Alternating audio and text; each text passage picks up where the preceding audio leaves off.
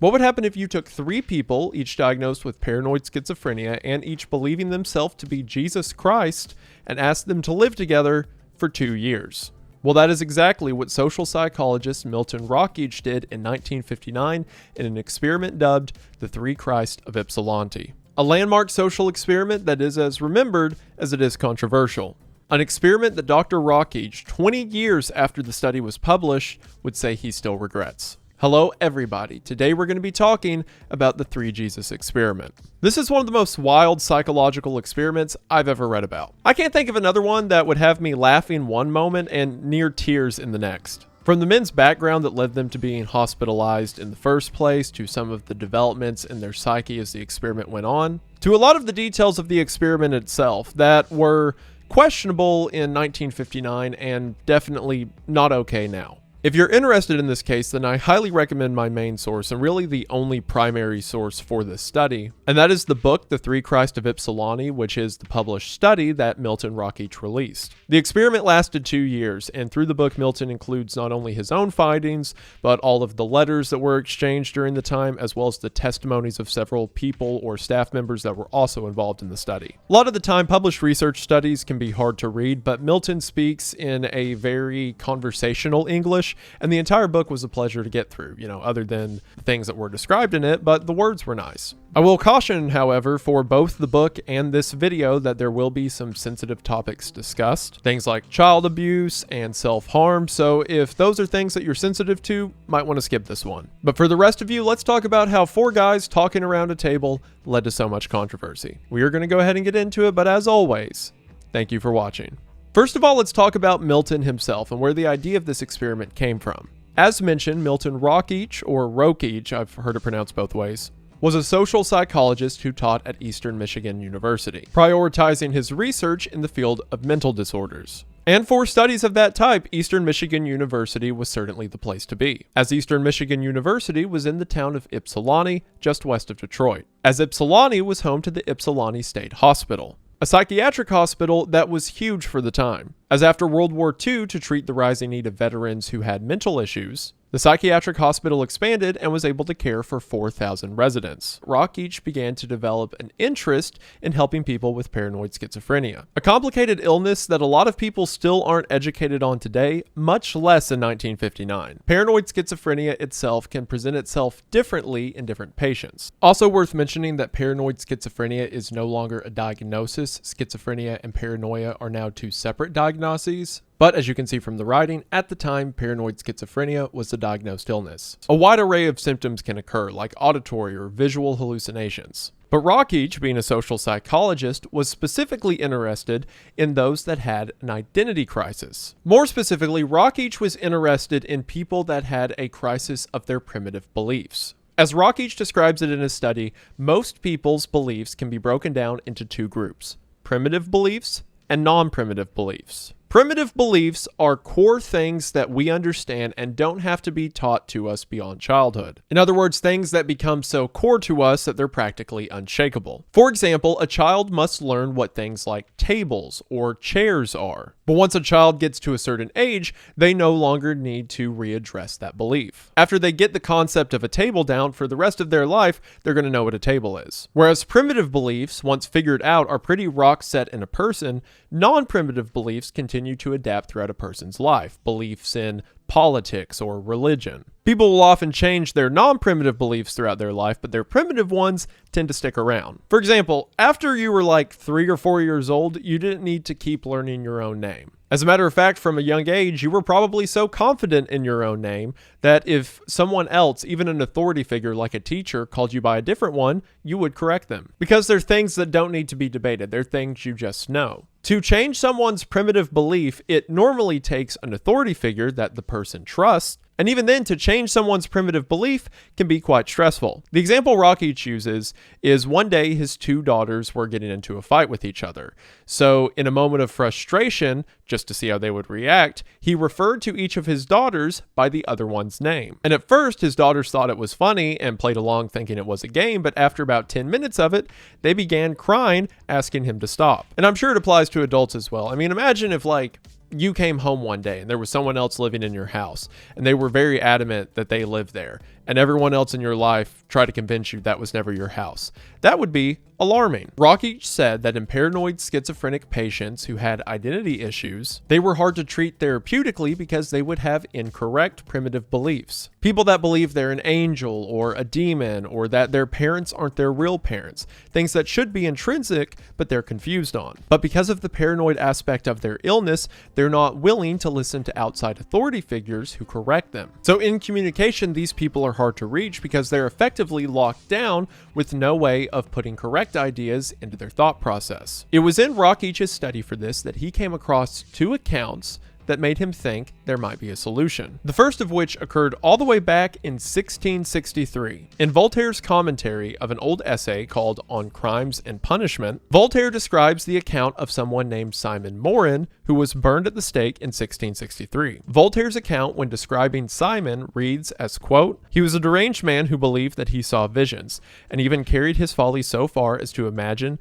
that he was sent from God, and gave out that he was incorporated with Jesus Christ. The Parliament very judiciously condemned him to imprisonment in a madhouse. What is exceeding singular, there was, at that time, confined in the same madhouse, another crazy man who called himself the Eternal Father. Simon Morin was so struck with the folly of his companion that his eyes were opened to the truth of his own condition. He appeared for a time to have recovered his right senses, and having made known his penitence to the magistrates of the town, obtained, unfortunately for himself, a release from confinement. Sometime afterwards, he relapsed into his former state of derangement and began to dogmatize, which led to the aforementioned burning at the stake. But this was interesting. All the way back then, Voltaire wrote about a guy who thought he was God, who was thrown into prison with another guy who also thought he was God, and that caused Simon, if for a while, to see that he was just unwell. The other came from psychoanalyst Robert Linder in his well-known case study,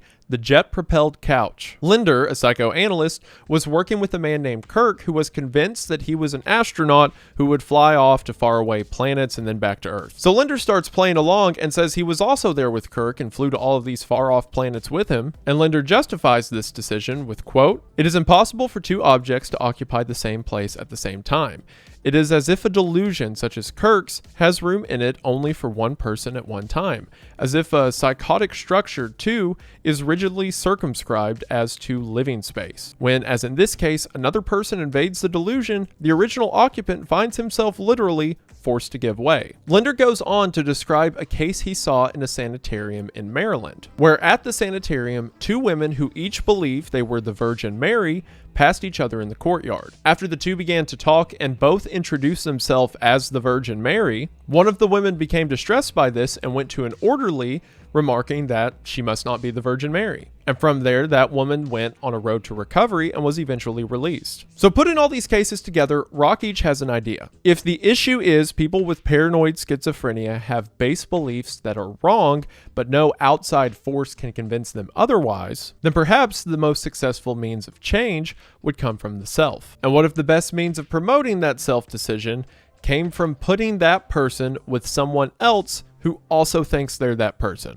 Now, from the jump, you may be hearing this and see some complications. Mental illnesses are not a one-size-fits-all, and there has got to be a lot of things go right for something like this to work. Because if the patient isn't willing to have a self-reevaluation, then what you may do is just get them really stressed out and angry and retreat further into their beliefs. But at the same time, I think context for this case is important. The year was 1959. Treatments for people with a debilitating mental illness included things like electroshock therapy or, lobotomies. So little was understood. Rockich's idea of primitive beliefs in mentally ill patients was just theory at this point. At a time when the leading healthcare idea was what's the best way to mentally castrate these people, I think Rockich's idea of what if we make them talk to each other isn't that bad. Or at least it wasn't at the beginning of the experiment. We'll get to the rest of it later. So Rockich proposed a study to find as many people as they could throughout the state of Michigan that claimed to have a singular identity.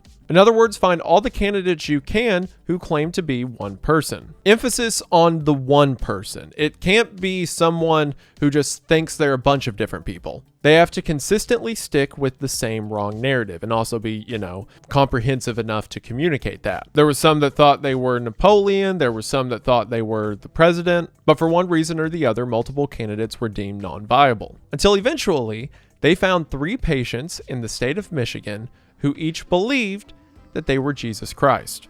2 of which were already at the Ypsilanti State Hospital. So the third was moved to Ypsilanti, and the plan was every day the group would have a meeting with either Dr. Rockich or an assistant presiding. And initially the idea was to just see what would happen. So let's talk about these 3 patients and the tragic circumstances that led them here in the first place. Right after we talk about the sponsor that lets me make weird videos about 1950s social experiments for a living.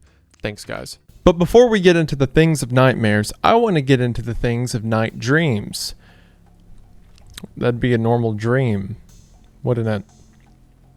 This video is sponsored by AG1. That's because AG1 is your one-stop shop for all the nutritional supplements you need throughout the day. That's because every scoop of AG1 has over 75 vitamins and minerals, as well as pre- and probiotics and superfoods that helps fill nutrient gaps in your diet and support your immune health, support your energy, and improves digestion and gut health. And instead of keeping up with a bunch of multivitamins and pills every day, AG1 is instead one easy step. Because all you need is 8 to 12 ounces of water and a spoonful of AG1 and you're good to go. It is amazing the kind of energy you get when you put the things in your body that your body needs. A diet of pizza rolls and reheated coffee can be fun for a while, but after a while your body starts to beg for something more substantial. And to clarify, I'm not saying AG1 is a miracle tonic that is going to immediately make you lose weight and get more energy and be a supplement for everything you need to eat. But what I am saying is filling in those gaps within your diet goes a long way to give you the energy you need to get things done, like more work or exercise. And also, while you're probably looking at the color and thinking this tastes like grass,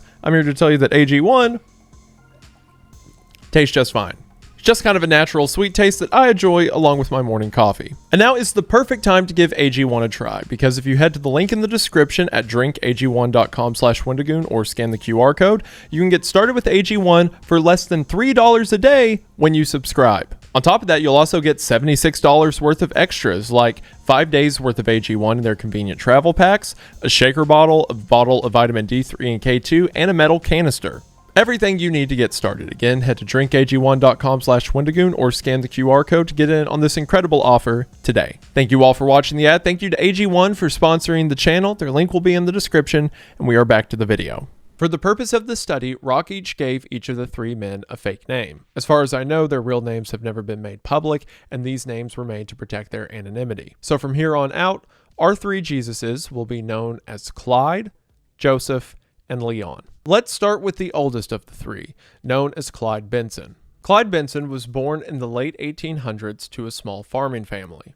And for the first 24 years of his life, he worked as a farmhand on his father's farm. Also, as mentioned, Rockich wanted to make sure that these guys' identity was secret, so not only are their names changed, but as far as I know, there's no photographs of them.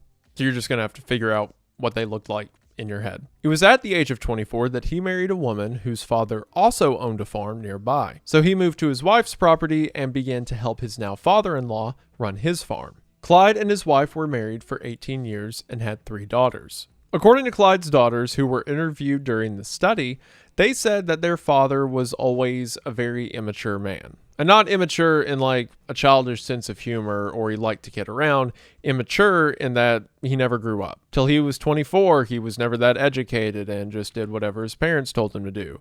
And then once he moved in with his wife, he just did whatever her dad told him to do. On one occasion, when Clyde was in his 30s, some other guys at local farms said they were going to hop on a train and go west because there was money to be made. So with no plan, Clyde just hops onto a train and he's gone for like 3 or 4 weeks, and then he comes back and he doesn't have any money. The daughters remarked that their mother, Clyde's wife, would often have to be a mother to him. But despite this, the 2 seemed happy. That was until after 18 years of marriage, Clyde's wife died. Now, in the study, it says that Clyde's wife died while having an abortion. Now, this could be the medical procedure abortion or what we would now call a miscarriage, because back in the 1950s and 60s, the term was spontaneous abortion to refer to what we would now call a miscarriage, and an induced abortion of what we know as the medical procedure abortion now. And again, because the identities are protected, there's not really a way to verify which one.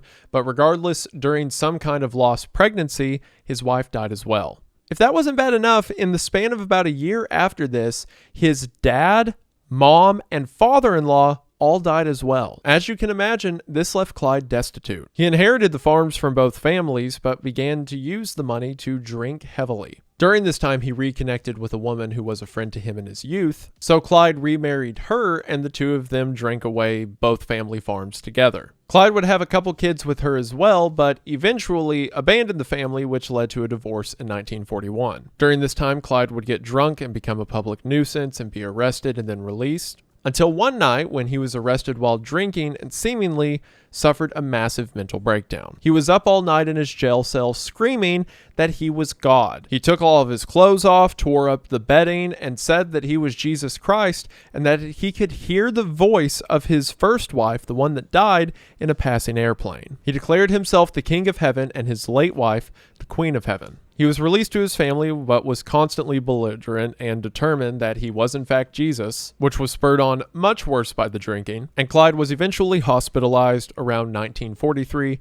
at the age of 53. At the time of the study, he had been in hospitals for 17 years and was nearly 70 years old. Rockage described him as very tall and mostly toothless, but otherwise healthy and spry for his age, though he was hard to understand as he would often mumble to himself. What's interesting about the three Jesuses that Rockage put together for the experiment is they each came to that conclusion in very different ways. Our first one, Clyde, being a man who was functional for most of his life, if juvenile, but suffered his delirium due to a mental breakdown after losing everyone. Let's talk about our second Jesus for this experiment, Joseph Cassell. Joseph was born in Quebec, Canada, and was actually not born under the name Joseph, but Josephine. His father naming him a girl name after a girl that his father was fond of who had died. So he decided to just give his son that name. Granted, both Joseph and Josephine are pseudonyms that Rockage has given this real patient,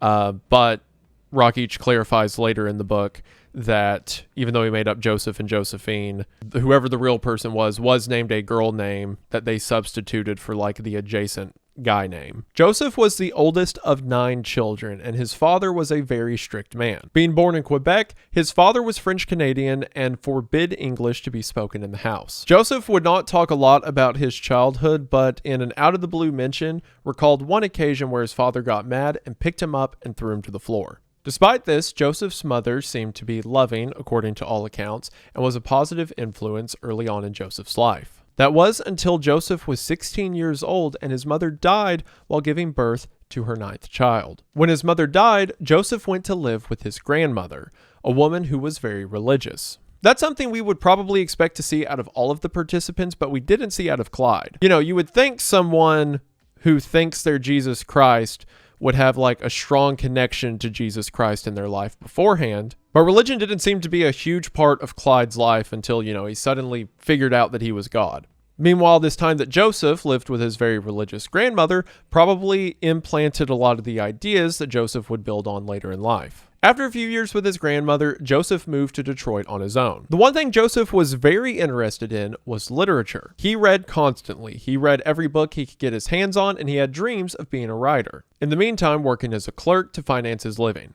When he was 24 years old, he met a woman named Beatrice, and the two of them married. However, according to Beatrice, Joseph didn't really have an interest in women before he married her, and didn't really have an interest afterward. He would not kiss her, he said it was improper, and would not let her touch his face. And anytime they did make love, he was very specific about the sheets have to be clean, she has to be bathed, and they have to be very specific about all of the dynamics that were to take place. He was also very adamant that he did not want children as it would get in the way of his writing. Beatrice really wanted children and eventually talked Joseph into it, to which the two of them had 3 daughters. It's so weird that both Joseph and Clyde had 3 daughters in their first marriages, or Joseph's only marriage. After their second daughter was born, Joseph tried to convince Beatrice that instead of her staying home to take care of the kids, she should go out and get a job so he could stay home and write. She said this was a bad idea because Joseph doesn't know anything about child rearing. People around him would describe that Joseph was far too serious all the time. If they were at a social event, he could never take a joke or didn't understand them. Anytime they went to a party, after a few minutes, he would slip away to read by himself off in a corner. It seems he was very untrustful of those around him, and that began to show itself as paranoia when his second daughter was born, as he was convinced that his wife had had an affair. He harped on this point so much that when their third daughter was born and he accused his wife of having an affair, she just went with it and said, sure, whatever. In 1938, the whole family was in a car when they got into a car wreck. Joseph was okay, but the rest of the family was injured and had to go to the hospital. It was after this that Joseph's mental state seemed to take a dramatic downturn. He became much more nervous and anxious over medical bills and probably the fact that he incidentally hurt his family. He complained that he couldn't work anymore, that having a 9-to-5 stressed him out, and one day he just quit and refused to get another job, insisting that his wife should go get a job because he wants to stay home and write. Because they now had no way to afford living on their own, the whole family moved back in with Beatrice's family in Canada, to which her family constantly berated Joseph that he needs to get a job, and on one occasion, apparently, her brothers just beat him up. This did not help Joseph's paranoia, and he began to say that members of the family, including Beatrice, were trying to poison him. They would sit down to drink, and he would make her switch cups to prove that she didn't put something in his drink. Eventually, Joseph could no longer live around her family, so Joseph, Beatrice, and the girls went to go live with Joseph's father. And Joseph's condition continued to get worse. He began to accuse Beatrice of not really loving him. In contrast to his previous sexual feelings, now he was all over her, but on one occasion when she stopped him because she was on her period, he accused her of lying just so that she didn't have to sleep with him. Beatrice was doing what she could to save money so that they could move out, but then Joseph would take the money and use it to buy a bunch of books and then hide them from her. During one of his tirades, he stood on top of Beatrice and began twisting her arms, and from this, Joseph was committed. He was committed in 1939 and early on was very violent to other patients. He would remark that he would attack other patients because he knew they were going to attack him first. It was also around this time that Joseph said he began hearing voices. He would also write constantly. Among these were letters that he would write to the staff at the Ypsilanti hospital. Among these, he said that the reason he's locked up is because he found out about his wife's multiple affairs. He also claimed that the hospital was forcing him to have homosexual thoughts. The first mention of him being God would come 10 years later in 1949. At this time, he wrote to one of his daughters, quote, "My wife is Benny Barnes, movie actress. I am prince and God and keeper of the courts. This is the truth. I have civilized the whole world. I am eons and eons of years old. I'm the richest man in the world and England. I was the strongest and mastered psychiatry. It came out just beautifully, charming and nice." From here, the God thing remained consistent. He would say that he is the Father, the Son, and the Holy Ghost. At the time of the study, Joseph was 58 years old and had been in the hospital for 20 years. He was bald, missing several of his front teeth, and would always have his pockets full of stuff. Just papers he was writing, or cigarettes, or pens. So with Clyde, we have someone that had a mental breakdown. With Joseph, we have someone who seemed to have these paranoid delusions throughout his life that got worse as stress was introduced. And then finally, with Leon, we have probably the kind of case you would think of when you think of someone who thinks they're Jesus Christ. Leon was born in 1921 while his father and mother were on a year trip in Europe. Leon was the youngest of two brothers, and right after Leon was born, while his family was still in Europe, his father left for the United States early so that he could abandon his family for a woman he wanted to be with back in the US. So Leon and his brother were left to be raised by their mother alone. His mother rented a house near a Catholic church, and the church became her life. To make money, she worked as a scrub woman, which was a woman that was hired to scrub floors. And while she was gone at work, she would lock Leon and his brother in their room. And when she wasn't at work, she was most often not home, but instead at church. Every spare moment she had, she would go there and pray incessantly. So much so that on multiple occasions, the priest who was interviewed during the study would tell her that she needs to go home and take care of her kids. She refused, saying that she heard voices that spoke to her from heaven. And she was obsessed not only with religion, but with religion iconography, lining every wall of the house in pictures of Jesus and crucifixes. Leon's older brother, as soon as he could move out, did just that and eventually moved to New Zealand, never to be seen again. Leon, as you could imagine, grew up in Catholic school until he was old enough to go to pre-seminary school, as you can imagine, his mother was sure he would be a priest. However, he was expelled from this pre-seminary school at the age of 17 for reasons we still don't know. Leon seemed to be pretty smart and managed to get a job as an electrician for a large company.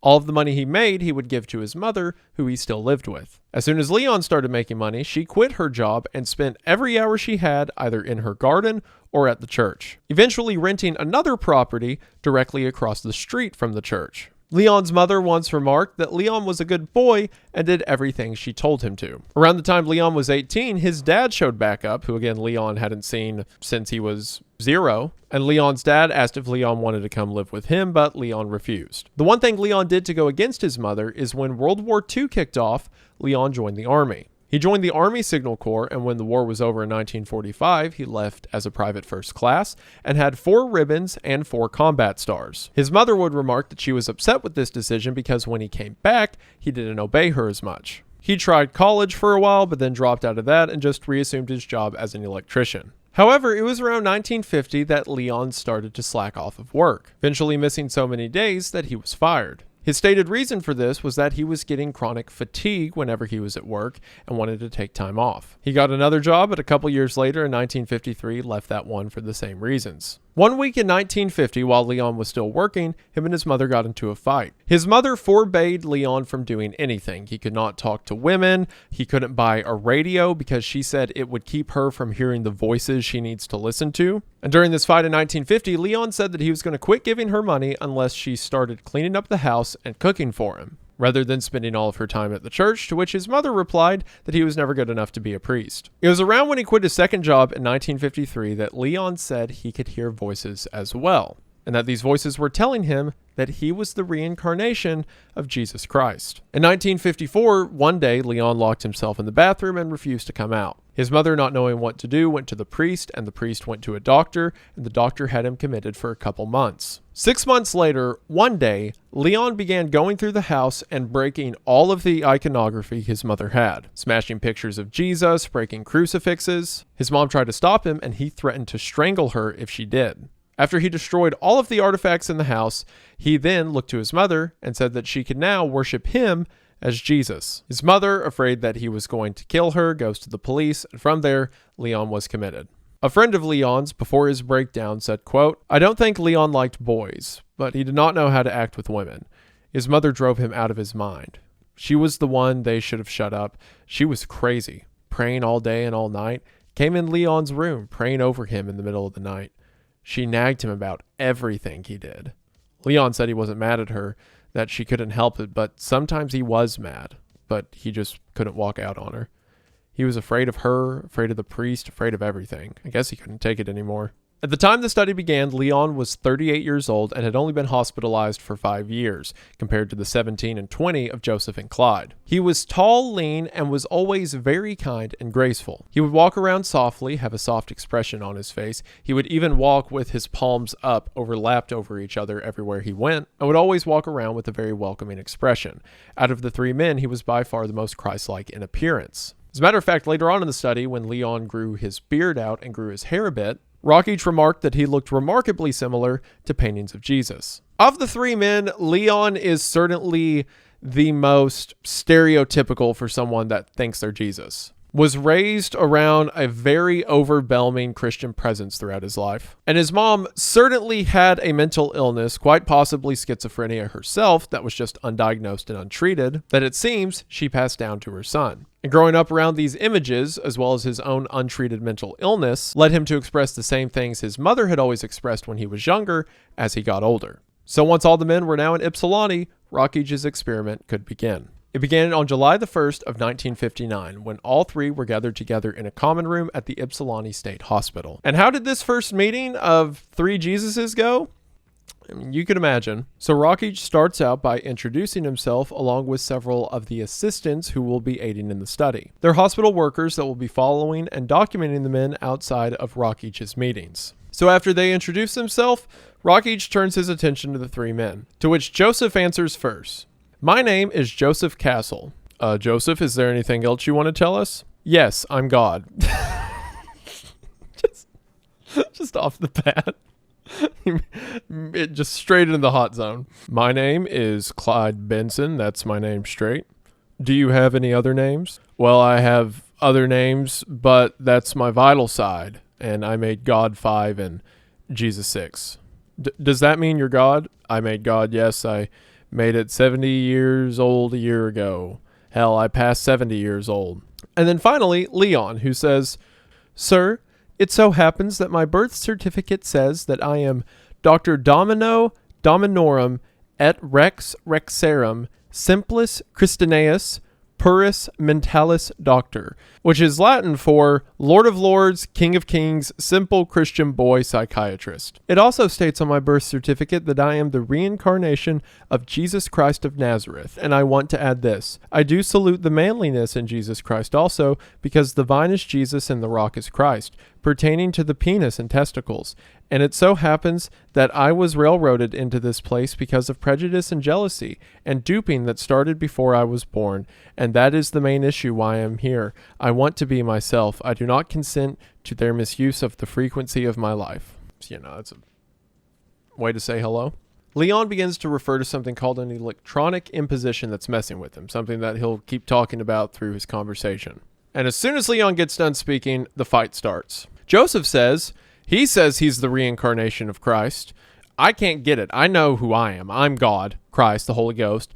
And if I wasn't, by gosh, I wouldn't lay claim to anything of the sort. I'm Christ. I don't want to say I'm Christ, God, the Holy Ghost, Spirit. I know this is an insane house, and you have to be very careful. Leon tries to say something, but Joseph just talks over him and says, I know what I've done. I've engineered the affairs of the stronghold in a new world here, the British province. I've done my work. I was way down, way down. I was way, way up. I've engineered, by God. I've taken psychiatrics, and nobody came to me and kissed my ass or kissed me or shook hands with me and told me about my work. No, sir. I don't tell anybody that I'm God or that I'm Christ, the Holy Spirit, the Holy Ghost. I know what I am now. I know what I'm going to be. This is an insane house. You'll also recall in the letter Joseph wrote earlier that he mentioned Britain there as well. That will come up a lot with him. As they get into a fight, Leon says that he doesn't want to tread over whatever it is Joseph believes. Rocky asks what Clyde thinks, and Clyde says, I represent the resurrection. Yeah, I'm the same as Jesus. To represent the resurrection, I'm clear as saint convert you ever see. First standing took me 10 years to make it. 40 cars a month. I made 40 Christ, 40 trucks. But don't worry, when asked if he's God, he does in fact remark that he is God, Christ, and the Holy Spirit. Immediately, the two most volatile personalities, Joseph and Clyde, just start yelling at each other, I'm God, no, I'm God. After they yell for a while, Rocky says that this first meeting should be adjourned. And after it quiets down, Leon says that what Rockich is doing is akin to mental torture. And Leon further remarks he will not be coming to any future meetings. Despite this, Leon comes to every future meeting. Important to note, Rockich had set up with his team before the experiment began that all of this is voluntary. If at any point the men do not want to come to the meeting or don't want to participate, they will not be forced to. The next day, they have a meeting again, and everyone comes in, and something weird happens off the bat. Clyde starts to say the same thing about him being God, but Joseph says, he raised me up. He raised me up in England, pointing at Clyde. Rocky asks what he means, and Joseph says, well, I died and I was reproduced by him. Oh, you're a re-rise, Clyde asked in wonderment. Yes. Well, I didn't know that, Clyde said. See, now he is a re-rise from the cemetery, and I didn't know that. Like, they're both speaking within delusion, but it's like they are finding common ground and communicating to each other through it. But as Rocky starts to press, Clyde once again remarks that he is God, but Joseph says that he is also God, so they start to bicker a bit. Rocky then turns to Leon, who, by the way, Leon has asked to not be called Leon, as that is his dupe name. And he would instead like to be called Rex, which is Latin for king, very humble. Leon, referred to as Rex, says that the other two men are in fact gods, but they're like lowercase g gods, hollowed out instrumental gods, as he calls them. There are two types of gods, God Almighty, the Spirit, without a beginning and without an end. Nobody created God, the God Almighty. Then there are creatures who are instrumental gods. There are some who aren't hollowed out, and there are some who are hollowed out. Clyde seems to agree with Leon, seemingly liking that he's being referred to as a god. Leon keeps going and gives a bit of insight into how his mind works. I understand your situation pertaining to dying the death and making the person a hollowed out instrumental god. You are correct there. As far as my understanding from what I have read and from practical experience, it is that I am a creature and I have a beginning. A human spirit has a beginning and his body has a beginning, pertaining to its life as such. Therefore, I cannot say that I am God Almighty, because if I do, I'm telling myself a falsehood, and I don't believe in telling myself a falsehood. I'm a creature, just a human spirit created by God before time existed. So you are a creature, but you are also Christ? Yes, sir. I am the reincarnation of Jesus Christ of Nazareth, the first human spirit. As opposed to Clyde and Joseph, who just keep saying, you're not God, I'm God. No, you're not God, I'm God. When Leon tries to clarify that he is Jesus Christ, Clyde just starts screaming, I am him. Leon tries to clarify his divinity. Rockich asks if he is God, made Clyde. And after Leon says he did make Clyde, Clyde just laughs at him. After this is going nowhere, Rockich asks, men, why do you think you're here? And Leon gives an interesting answer. He says, sir, I sincerely understand pertaining to reading between the lines and stay behind the scenes, and I realize that those people who bring patients together to have one abuse the other through depressing is not sound psychological reasoning deduction, meaning a person who is set in his way, there is nobody on earth. God cannot change a person either, because God Almighty respects free will.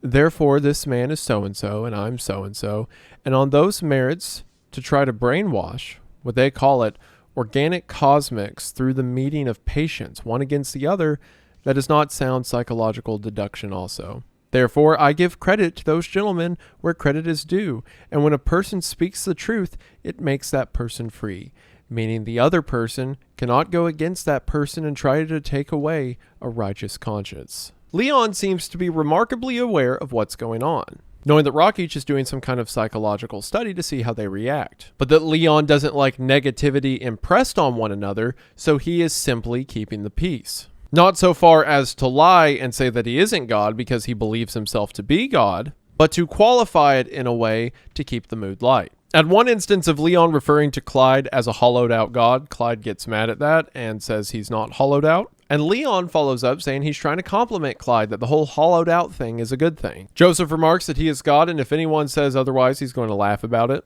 When Joseph is asked why he thinks they've been gathered together, Joseph says so that they could discuss him being God. Not the others being God, just him, because of course, he is God. When Clyde's asked why he thinks he's here, he once again mumbles about all the riches he has and the kingdoms and the stuff he owns, before Clyde remarks that he owns the hospital, which if he was God would make sense, I guess. While this is happening, Leon begins to hold his head in what seems to be a headache. When asked if he has a headache, Leon says, "No, I don't, sir. I was shaking it off, sir. Cosmic energy, refreshing my brain. When I grab cosmic energy from the bottom of my feet to my brain, it refreshes my brain. The doctor told me that's the way I'm feeling, and that is the proper attitude. Pertaining to the question that you asked these two gentlemen, each one is a little institution and a house, a little world in which some stand in a clockwise direction and some in counterclockwise, and I believe in a clockwise rotation." Which that last part's like an elaborate way of saying I'm right, they're wrong, I think. Rockich asks if they've been resurrected, and they all say yes. And then he asks if there's only one Christ that was resurrected, and they all say yes. And then they each remark that that is themselves. And then Clyde and Joseph start yelling about it. After Joseph continues to remark that he's going to laugh the other two off, he says, "Well, I'm going to get out of here.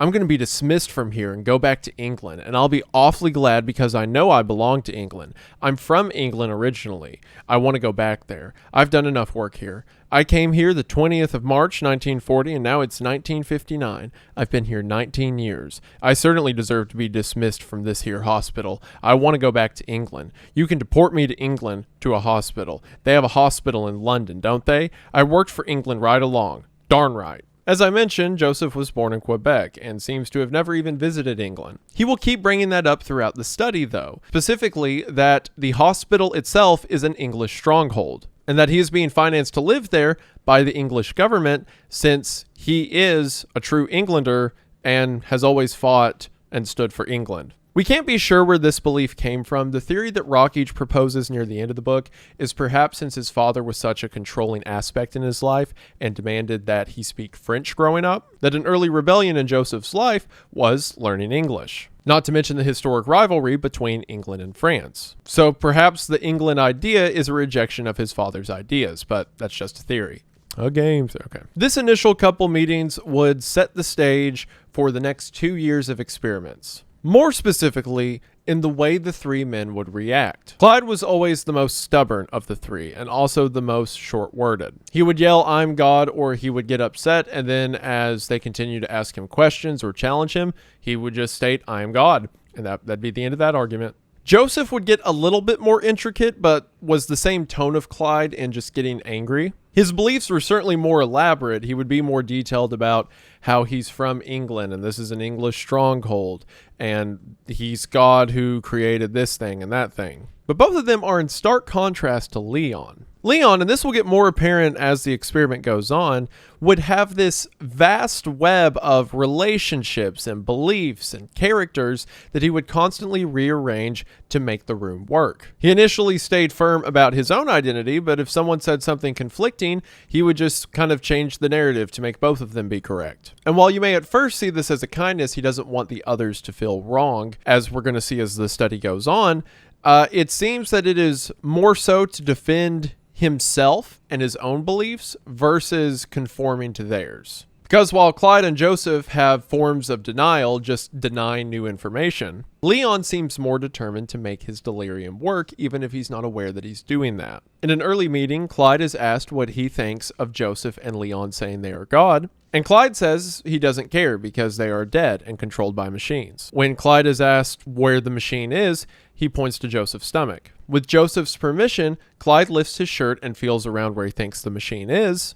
And when he doesn't feel anything, he says, "That's funny, it isn't there. It must have slipped down where you can't feel it." Clyde will be set in a single direction, and if something comes up that contradicts that direction, that is still his direction. What's also important to remember about these guys is it's not like they're tricksters or they're conniving in any way, they're mentally ill. It's not that Clyde is trying to be malicious, and when he hears something that proves him wrong, he just sticks his nose up at it. Again, go back to what Rockich was talking about with primitive beliefs. He believes this thing to be true. There is a machine inside of Joseph controlling his dead body. And when he can't feel it, that doesn't matter because the machine's in there. He knows that. Some people approach cases like this with a sort of frustration that despite all the evidence they're shown, they don't go along with it. But going back to the name example from earlier, if I approached you and said that your name was not your name, you probably wouldn't believe me, regardless of whatever documents or evidence I had. That's why there has to be a patience and a time given to mental health therapy, because truly, they can't help it.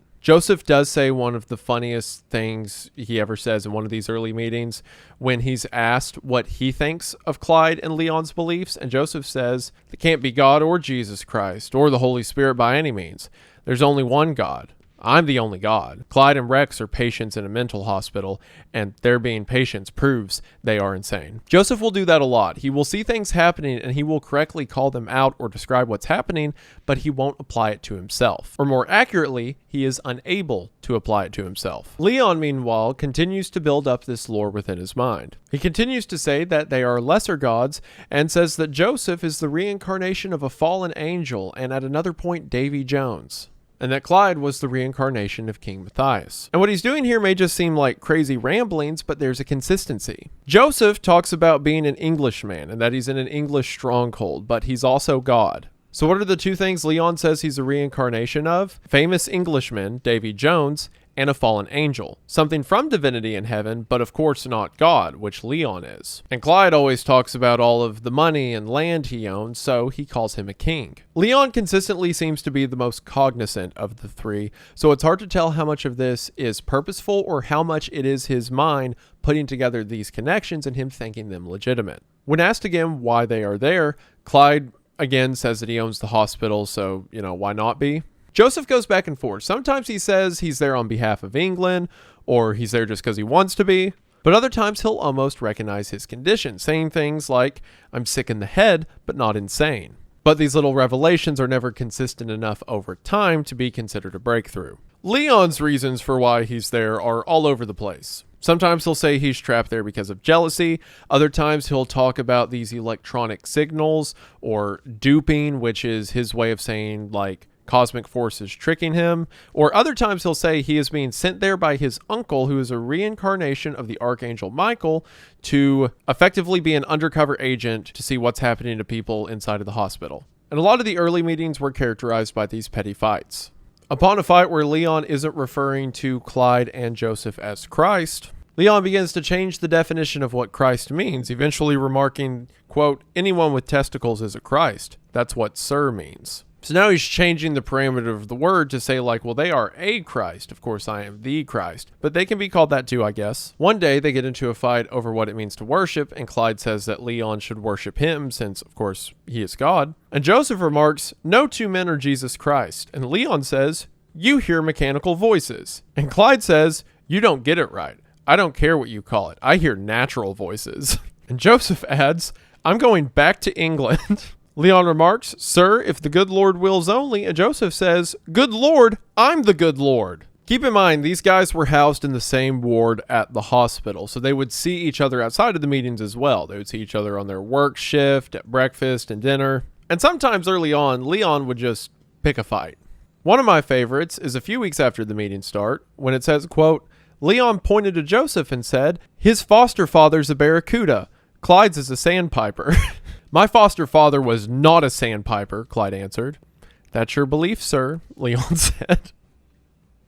This talk of his dad being a sandpiper made Clyde so mad that he got up and started yelling in Leon's face and threatened to hit him. And as he had his fist reared back, Leon just said, can I borrow cigarette paper? Again, it's hard to tell how much of this is Leon's mind just working this way and how much of it is him kind of prodding until he sees he's taken it too far, and then he quits prodding. During one meeting, Joseph calls Leon insane, and Leon says that his uncle, who, if you'll remember, is the Archangel Michael, is going to kill Joseph with a ball of lightning. Joseph calls Leon insane again, and then Leon snitches on Joseph, saying that Joseph has been shoving towels down toilets. I don't know why he was doing that, but apparently he has. Rockich makes an interesting point out of this interaction when he says, as this incident demonstrates, Joseph and Leon each paid attention to what the other was doing and expressed their awareness openly. Such behavior, representing as it does an enlargement of the sphere of involvement with others, is uncommon in paranoid schizophrenics, who are generally concerned only with themselves. In the very process of defending their delusional systems against attack, these two men became realistically oriented towards each other in order to obtain information to use as weapons of attack and defense.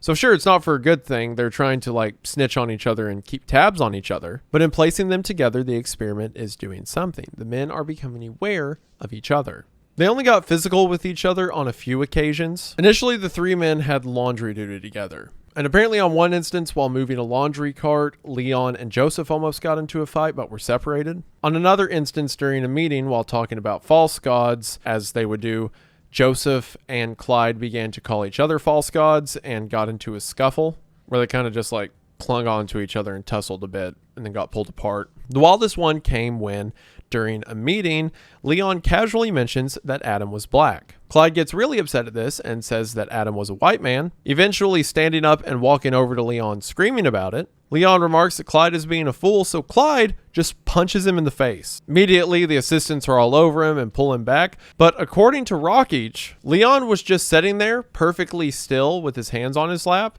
got hit in the face, and didn't move at all. And then just dropped the subject, and then when asked about it later said, you know what, maybe Adam was a white man. This is interesting because it seems a part of Leon's belief changed when he was given extreme distress, like, getting punched in the face. Either this is his mind's reaction to a situation he's not used to and not comfortable to be in to readdress itself, or if Leon is aware enough to know that he's prodding, maybe he saw this as taking it too far and decided to step back. As the meetings went on, the group kind of got into a melody of how things would go.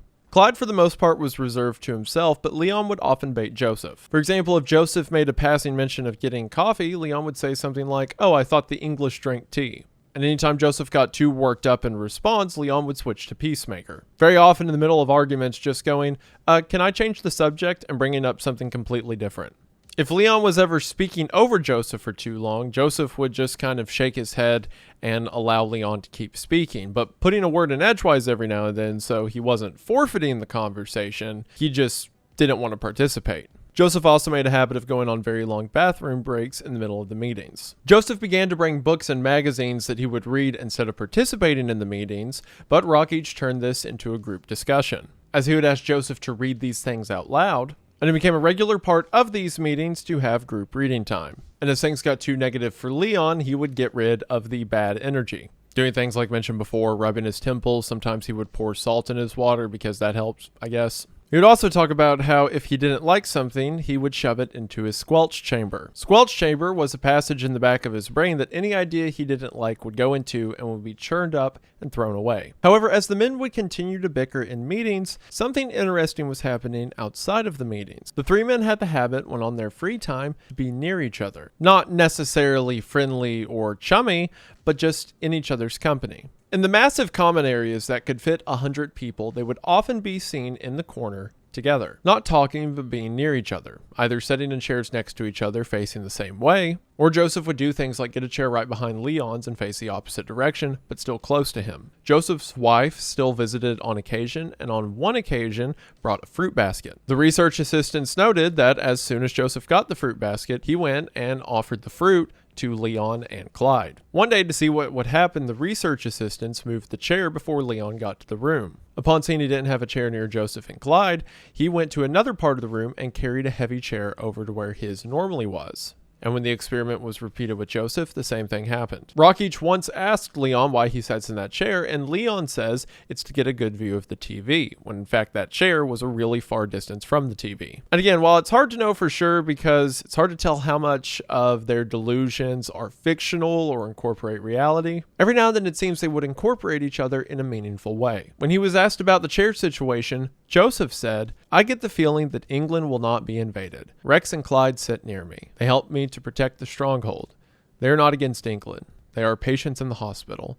That's all." Perhaps just the comfort of being near each other and having routine every day, but that comfort was enough that Joseph wanted to be near them, even if that nearness came just hours after they were screaming of their own godhood. Similarly, specific symptoms of their condition was made known through the meetings. For example, on one instance, Leon said that if he commanded it to, a table would float. Rockage asks Leon to show him, so Leon walks up to a large table and turns around and says that the table is now floating. Rockage says that clearly the table is not floating, and Leon says that's because it's floating cosmically, and Rockage just can't see it. Again, a recurring thing for Leon is if something doesn't happen, well, it's just because you can't see what's actually happening in like another dimension. Also, further evidence of Joseph understanding things, but not applying it to reality correctly, were also known.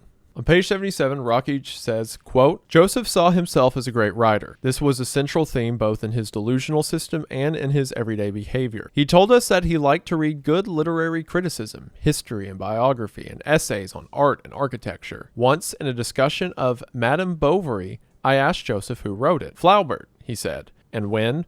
Around 1874. And in answer to the question, what is it about? He was able to give a quite accurate account of the story. The discussion lasted about 10 minutes and proceeded on an entirely realistic level. Then Joseph said, I really wrote Madame Bovary. You did? I thought you just got through saying that Flaubert wrote it. No, I did. Flaubert stole it from me. He took it to France. Again, he would understand things correctly, like when he said Leon and Clyde were in a mental hospital, they're ill, but it's like his correct framing is wrapped in a package of his own delirium. From all of his reading, I'm sure that Joseph was a very knowledgeable man, but his illness prevented him from the follow-through on the application of that knowledge. Joseph would also sometimes correctly state that he had a father that was still living, and other times would say that he didn't have a father because, he's God, and other times that Dr. Yoder, the superintendent of the hospital, was his father, which that will actually be used in later stages of the experiment. Now, as far as parents go, by far the most interesting subject was Leon. As a matter of fact, he would never even refer to his real mother as his mother,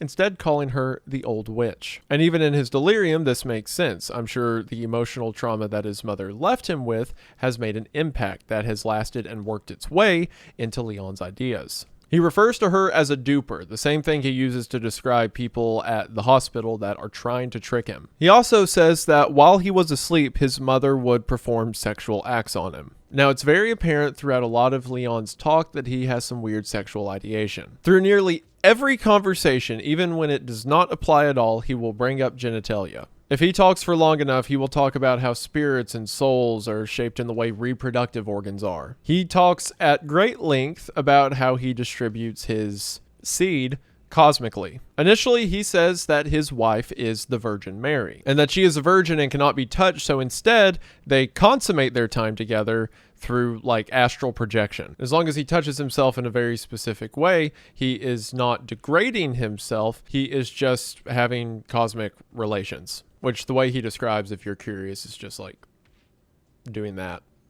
I point this out to say that sexual and phallic thoughts are on Leon's mind pretty constantly. So while it's not impossible that his mother, who was also mentally ill, did physically abuse him when he was younger, he also has several stories of nearly every woman in his life being sexually abusive. Later on, when women in the facilities just approach him and ask for a cigarette, he remarks that they came on to him or they tried to touch him. And this itself may come from a place of trauma with his mother, but it could also just be that because of his overbearing mother who forbid anything related to attraction in women, his ideas of sexuality are so closely tied to an overbearing mother figure that he can't separate them. Tie into this, he will frequently switch between saying the Virgin Mary is his wife and also his mom. Also, if you're wondering where Clyde was in all of this, he was right there, just not saying anything. Clyde was very matter of fact. If one of the other two said they were God a little too much, he would chime in and yell that he's actually God, but otherwise he kept to himself. If asked about his childhood, he may say that's dumb or that's stupid, and then after the other two go, make some quick remark about his father, but usually no more than a couple sentences. As mentioned, Clyde was quite old and stubborn. The funniest defense he had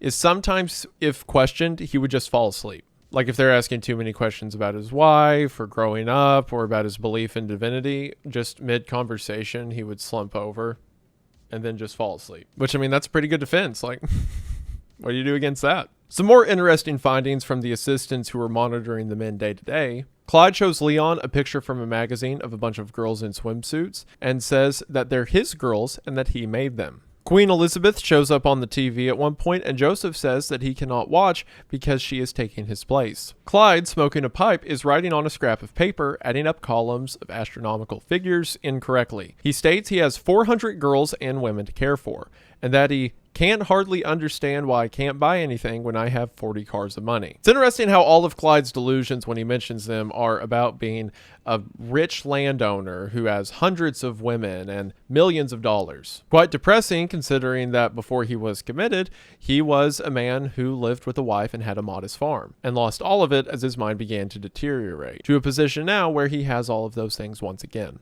The three men take turns reading from the Bible. Then Clyde takes a copy of Reader's Digest from his pocket, and each of the men in turn reads one item from Increase Your Word Power, a game designed to test the player's knowledge of word meanings. Whenever Leon guesses which of a series of alternative words is correct, he exuberantly shouts, "Yay!"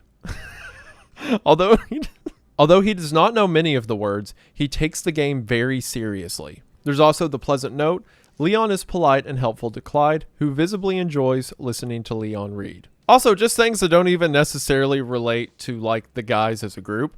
Like, after dinner one day, it says, when the meal is finished, a woman stands behind Joseph, as she does every day, without saying anything. Joseph, also wordlessly, rolls a cigarette, lights it, and gives it to her, whereupon she goes away. Just these interesting habits that they've developed over the years. Another woman patient picking up food trays accidentally brushes against Leon. Madam, I don't like the idea of strange women brushing me suggestively. I'm married, I have a wife, and even if I didn't, I don't advocate hurtful behavior in hospitals. Another interesting note about Leon. Leon is in the recreation room watching TV. Another patient changes the channel in the middle of the program. Leon says nothing and continues watching.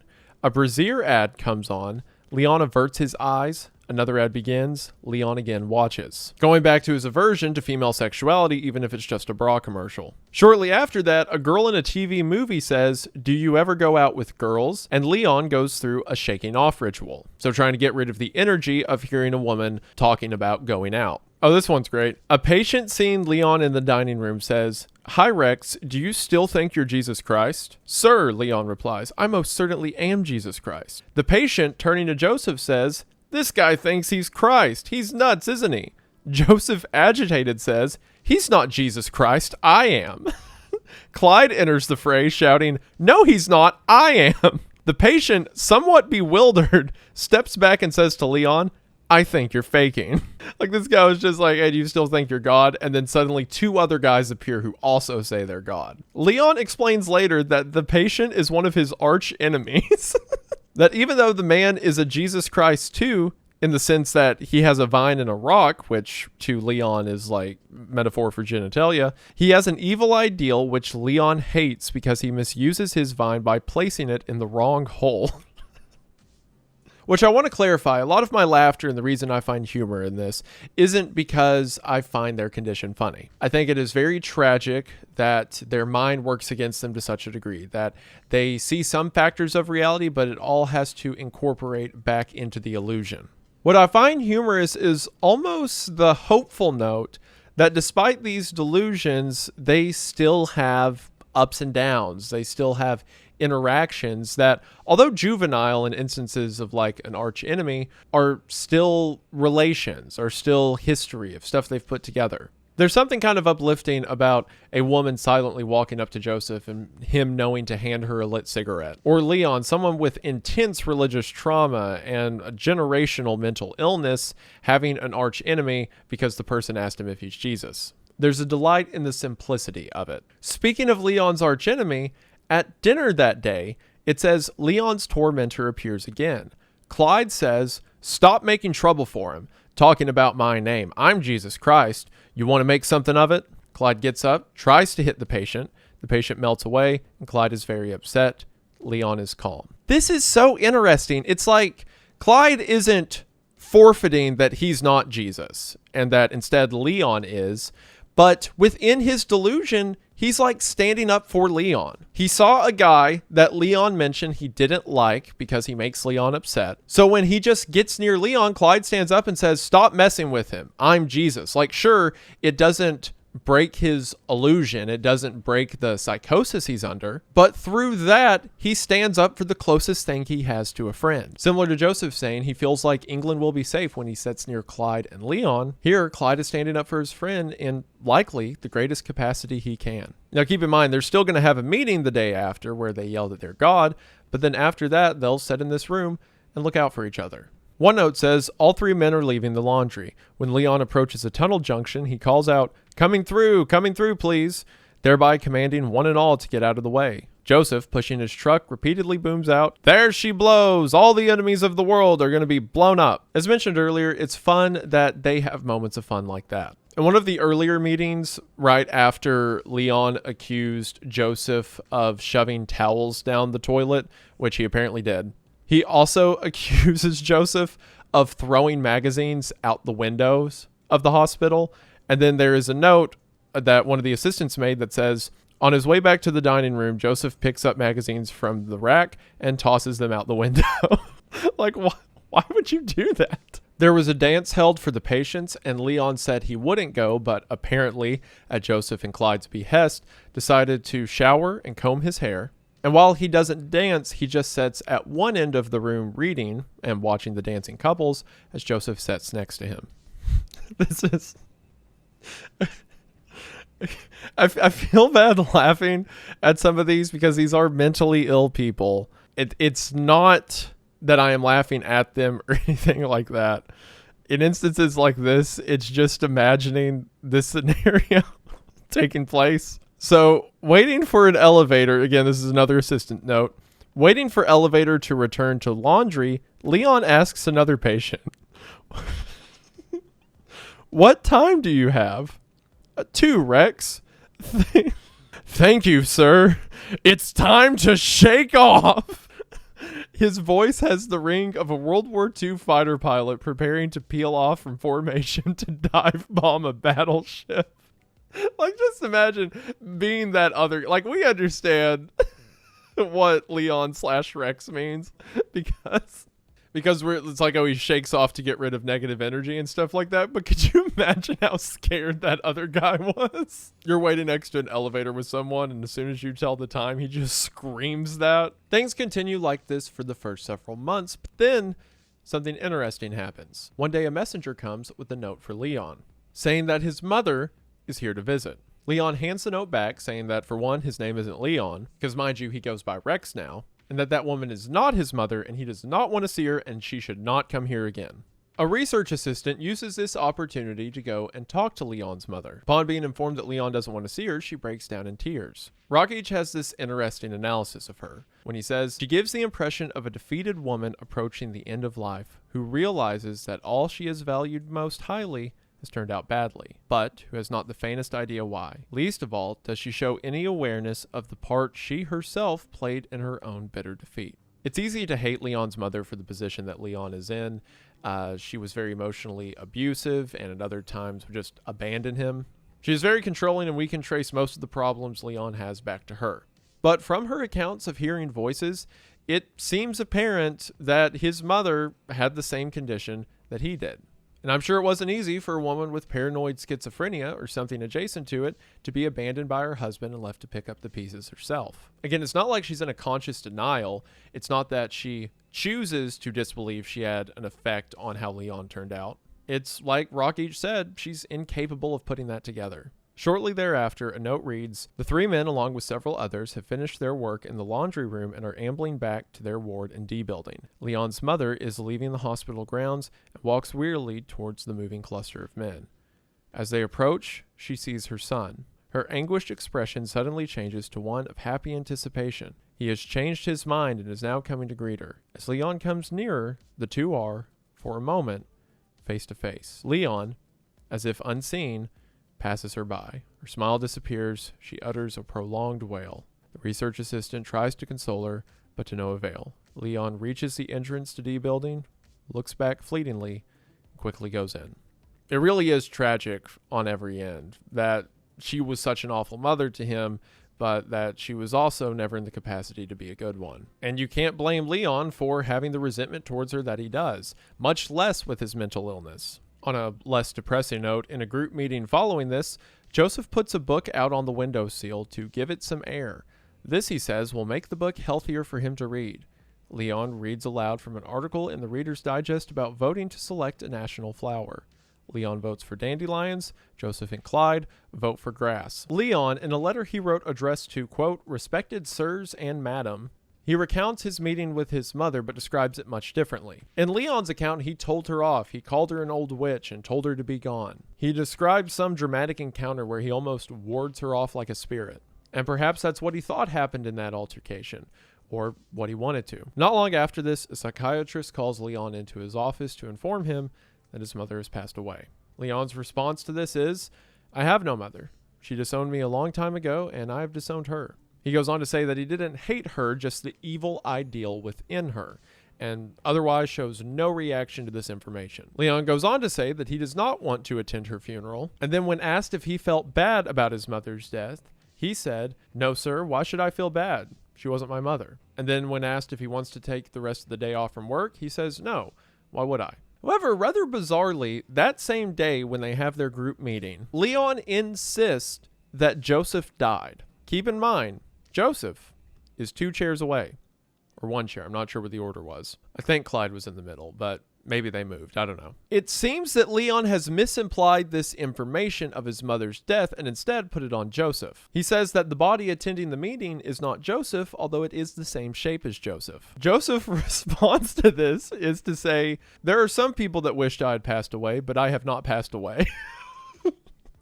Thank you, Joseph. Rockage asked if perhaps he's getting the news of someone's death mixed up, but Leon says he is not, and in stark contrast to his mother, while describing Joseph's death, who again is right there, he is very distressed and sad. It's hard to tell if this is the emotions that he was residing for his mother just coming out projected onto Joseph, or if he is legitimately distressed at the thought that Joseph is dead. Beyond this, there's more interesting interactions. During a meeting, Leon says that he thinks people can be cured of schizophrenia if they are treated with medication and positive therapy. Rockage asks if that's what Leon needs, and Leon says that once all the imposition is shaken off, he'll be good to go. During one meeting, Rockage suggests they could get some artwork to hang on the walls of the otherwise dull meeting room. And Joseph says he likes this meeting room because it reminds him of England, and then says, you start putting pictures on the wall and everybody will come over here to look at them. And then there'll be somebody in here all the time. At one point, Joseph goes to the social service department of the hospital. And when the secretary asks, can I help you? Joseph's response is, yes, I am God. I've come to see about a release from the hospital. I love He doesn't even call himself Joseph anymore. Just, hello, it's God. Nice to meet you. Earlier in the study, Rock each asked the men to meet on their own over the weekends, and then Joseph would write a report over what they talked about. So over Easter weekend, Joseph writes a report about Jesus dying on the cross and the beauty of the resurrection, and now we have new life.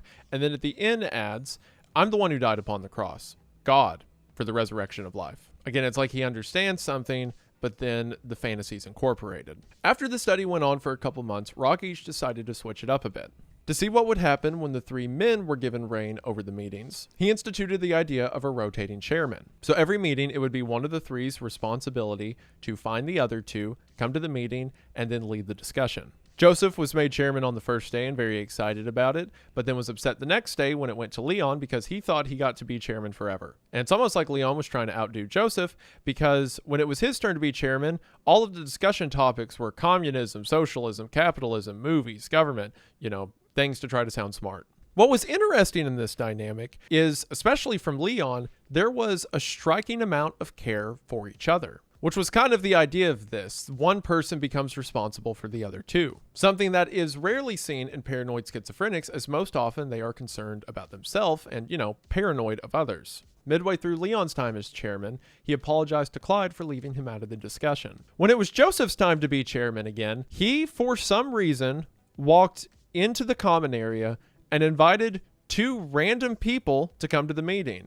And the two random people just followed, and Rock each had to stop and be like, what are you doing? Go find the two correct ones. And when asked about this later, Joseph just kind of ignored it. Perhaps he was confused and embarrassed that he picked the two wrong guys. Quote, the meeting typically opened and closed with a song. The pattern of singing became established one day early in October when Joseph brought a songbook to the meeting. During the session, while Joseph was reading America, he and Leon spontaneously began singing it. As they did, both stood up, and Clyde joined them. From that day on, the men sang various songs from the songbook. So moving on from here, every meeting they would start and end with a song, most often America.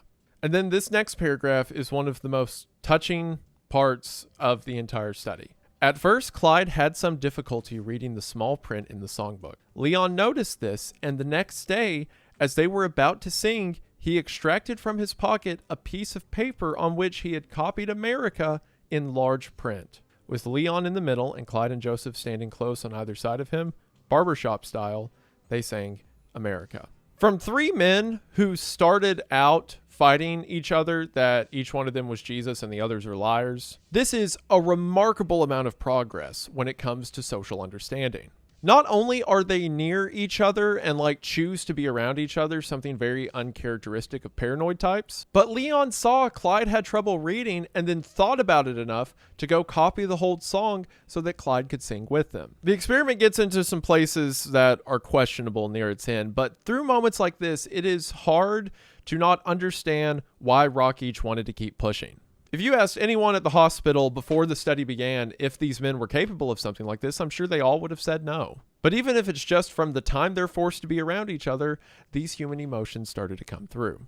About 6 months in, Joseph had to miss one of the meetings because he was in the hospital. He had felt a pain in his chest, so to treat it, he went to the laundry room and got bleach to rub into his skin, which, as you could imagine, burned a lot.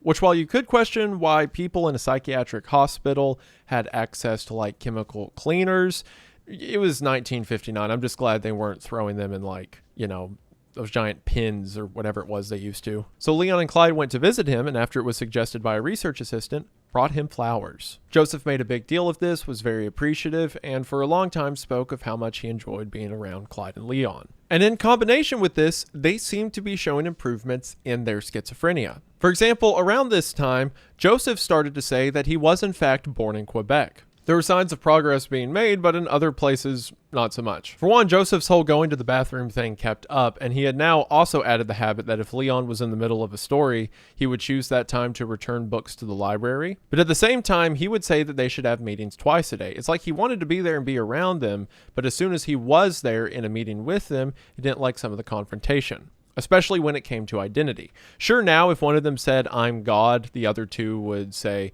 "That's your belief," or mutter that "I'm actually God," and they would drop it. But it still seems that people like Joseph didn't like that confrontation. Like, for example, in one meeting, when Clyde wasn't there because his daughter had taken him out for the weekend, Leon was very adamant that Clyde was not there because he's dead. It was around this time as well that Leon's mythos started to expand. He started to incorporate two figures he had, his light brother and his light sister. And eventually, his light brother took his wife, the Virgin Mary, to be his own wife. And it was also around this time that he got really fascinated with Yetis. Not long before, in their group meeting, they had read an article about Yetis in the Himalayas.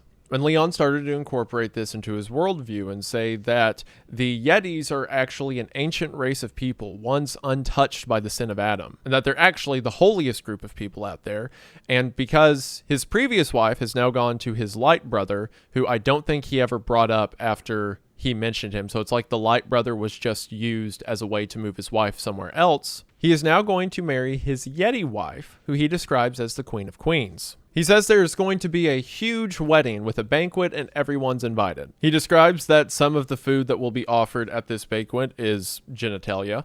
And also, in a letter he writes, goes into extreme detail about how he is to consummate with his Yeti wife. He also describes this Yeti wife of his is also his Yeti mother, because in his mind, the figure of motherhood and the figure of a sexual partner or wife are one and the same. Sigmund Freud could have wrote a book about this guy. Then one day, Leon, who is going by Rex, mind you, walks into a meeting and says he has a new name.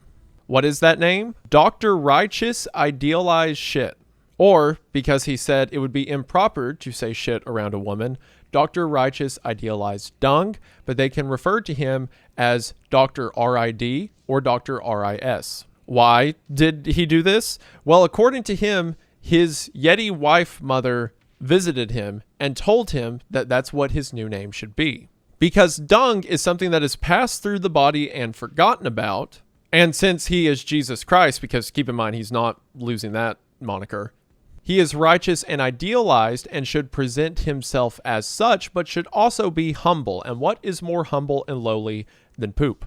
Rockage tries to talk him out of this for a while. He's like, what kind of name is Dung? The other two don't seem to mind. Joseph's like, if you want to be called Dung, I'll call you Dung. This eventually leads to an altercation with the nurses because if they don't refer to him as Dung or Dr. Dung, he refuses to acknowledge anyone in the hospital. So there were multiple times where they would try to get him to come to dinner or take medicine or whatever, and he would just pretend like he couldn't hear them. So during one of the meetings, the head nurse comes in and says that she and the women of the hospital will not refer to a patient as poop. So they come to a compromise where the nurses can refer to him as RI if they prefer, but everyone else should continue to refer to him as RID. This compromise is deemed acceptable, so now he also goes by RI. It's also around this time Leon starts to get kind of difficult when it comes to things with the group. Like, for example, Joseph had made a calendar, basically, to say who is going to be chairman on what day.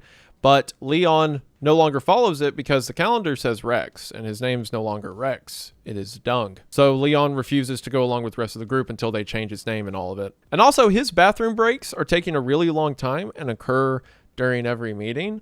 So one day, they ask him about it, and he says, He tells us during the daily meeting that he has made a relic by taking 9 sheets of cigarette paper and blessing them with seed. So he's apparently been doing that every meeting. And Rockage continues to kind of like question Leon about why he's doing this. And then midway through, Joseph stops the conversation by balancing a cigarette on his nose. And everyone else is like, well, that's pretty cool. And they drop it. It's almost like, and Rockage talks about this later, it's like Leon, consciously or not, was getting too comfortable. Like in the 5 years of confinement he had up until this point, he kept to himself. He did his private prayers and rituals. But then now he had spent several months around a group of people that he was beginning to care about. Sure, he would still say he was God if you asked him, but there was a reclusion from all of his lore about, well, I'm married to the Virgin Mary and my uncle is the Archangel Michael. But then, probably subconsciously, As he gets more comfortable, his mind begins to come up with these more grandiose scenarios. He has a light brother that took his wife, so now he gets a wife from the Sacred Yeti people, and the Sacred Yeti wife mother told him that he should change his name to Dung, and now he has to go to the bathroom to make his relics. It's tragic, but it's almost like his mind can't let himself get better. And Leon seems to have the most consistent thought process out of the group. So there's a good chance he put together that the other two men also believe they're Jesus. And if they're Jesus, he can't be Jesus. And if he's not Jesus, then that means he's Leon. And he doesn't like that. Or his mind doesn't like what Leon is. There's a quote Rockich uses a couple times describing Leon in the book that I think is impactful when he says, Leon became Rex for a good reason. And that reason is still there. His brain perhaps defensively went into this withdrawn state because of the awful livelihood he grew up with, coming to terms with what his childhood and what his mother was. And with all this trauma between that and his mother and his upbringing, Rockich was right when he said he had a good reason for becoming Rex, and that reason was still there. And it continues throughout the book, but it's so heartbreaking that every time he's about to make progress in a substantial connection, like writing down song lyrics for Clyde, his brain sweeps that happiness from him. All three of the men are tragic, all come from tragic backgrounds and have very tragic effects that their mental illness has brought them. But I feel the worst for Leon. I feel like his life was one of a lot of misery and not a lot of reprieve. Possibly because of Leon's newfound mood, the general emotion towards the meetings begins to dwindle. The guys say they lost interest, they'd rather do something else. So to see if they're still dedicated to come to the meetings, Rockich says that the meetings will now be held in a different building at the hospital, meaning the guys have to make the effort of leaving the building if they want to be there. And sure enough, when the next day comes,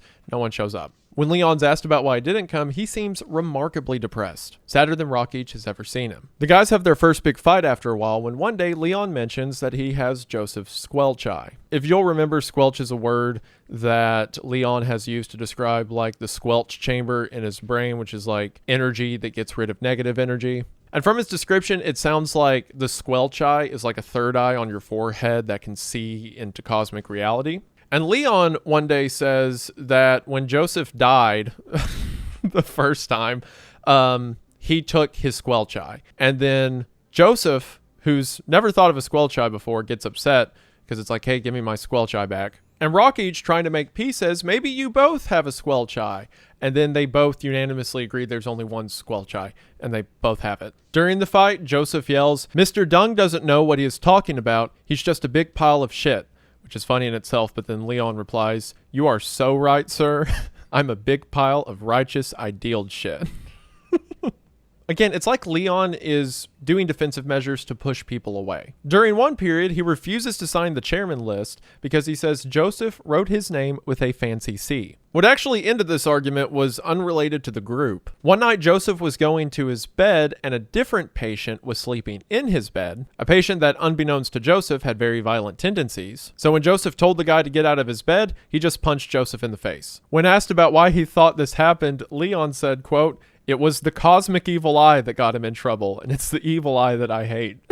After that happened, for a while, Joseph was afraid of being hit again. So he makes peace with Leon, afraid that Leon's going to punch him. One day, when discussing his Yeti wife, Leon remarks that she has light brown hair, not combed. It's natural as it grows. She's about 7 feet tall and more than 200 pounds in weight. For one, cool, but this is in stark contrast to how he described his previous wife, a woman he described as small and 4'10". It's like the needs in his mind are changing to suit a new purpose. As this dynamic in his mind got more intensive, he started to relinquish some of the blame he had put on his mother. During one meeting, he said, I said before that the old witch died through negativism, but this was through duping. It's possible that she repented, therefore she went to purgatory and later to heaven.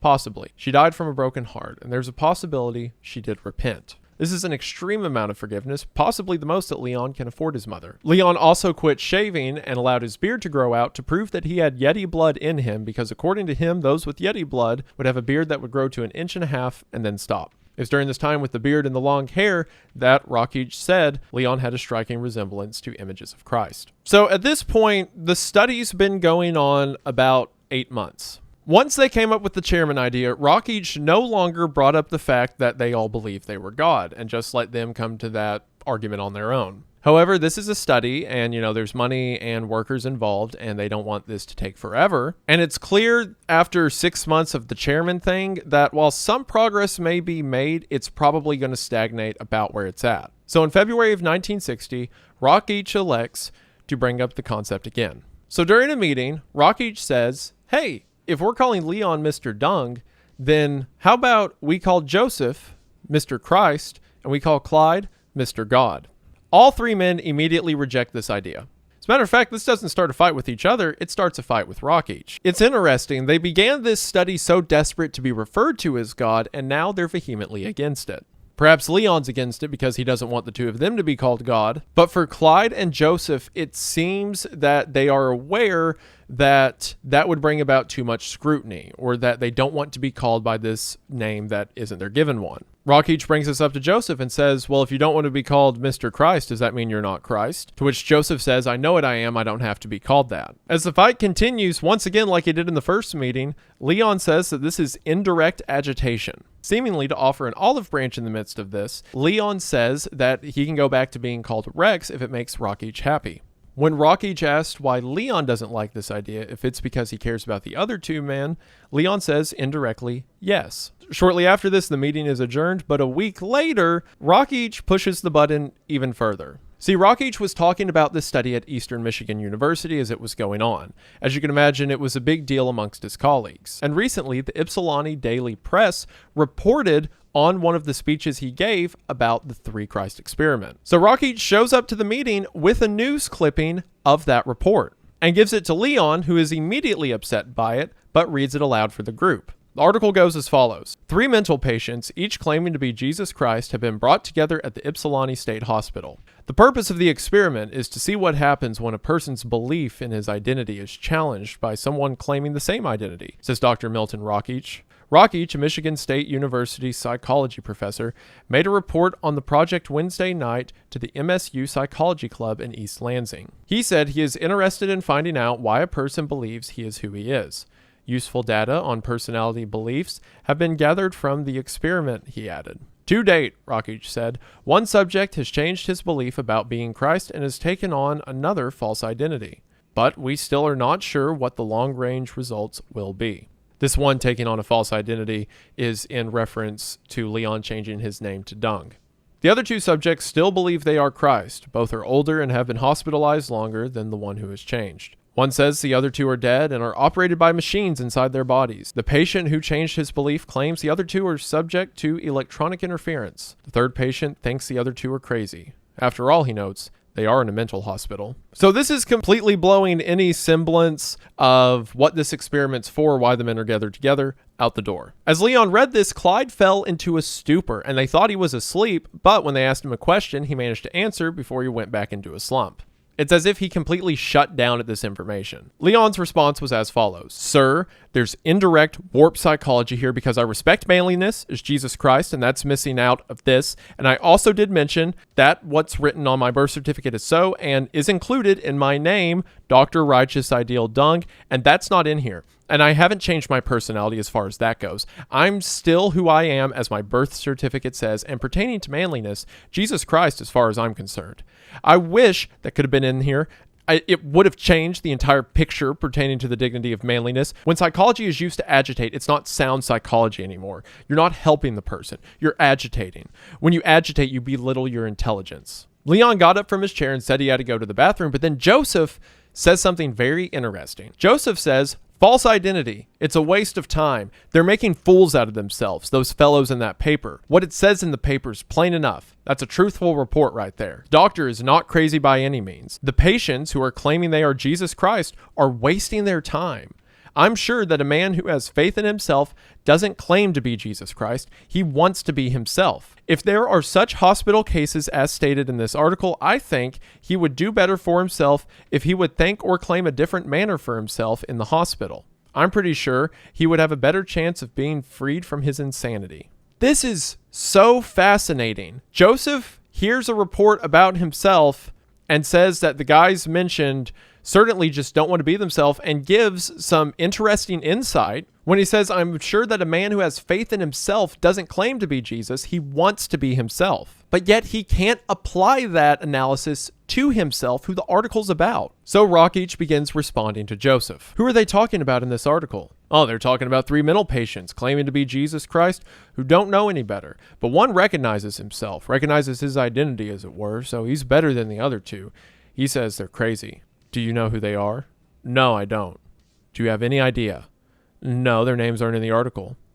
What about the one who's better? He's not wasting his time to try to be Jesus Christ. Why is it a waste of time? Why should a man try to be somebody else when he's not himself? Why can't he be himself? You mean if a person thinks he's Jesus Christ, he might be sick? Why not? What if a patient thinks he's God? Pure insanity, that's all. Should he be changed? Why, certainly, and give up that belief.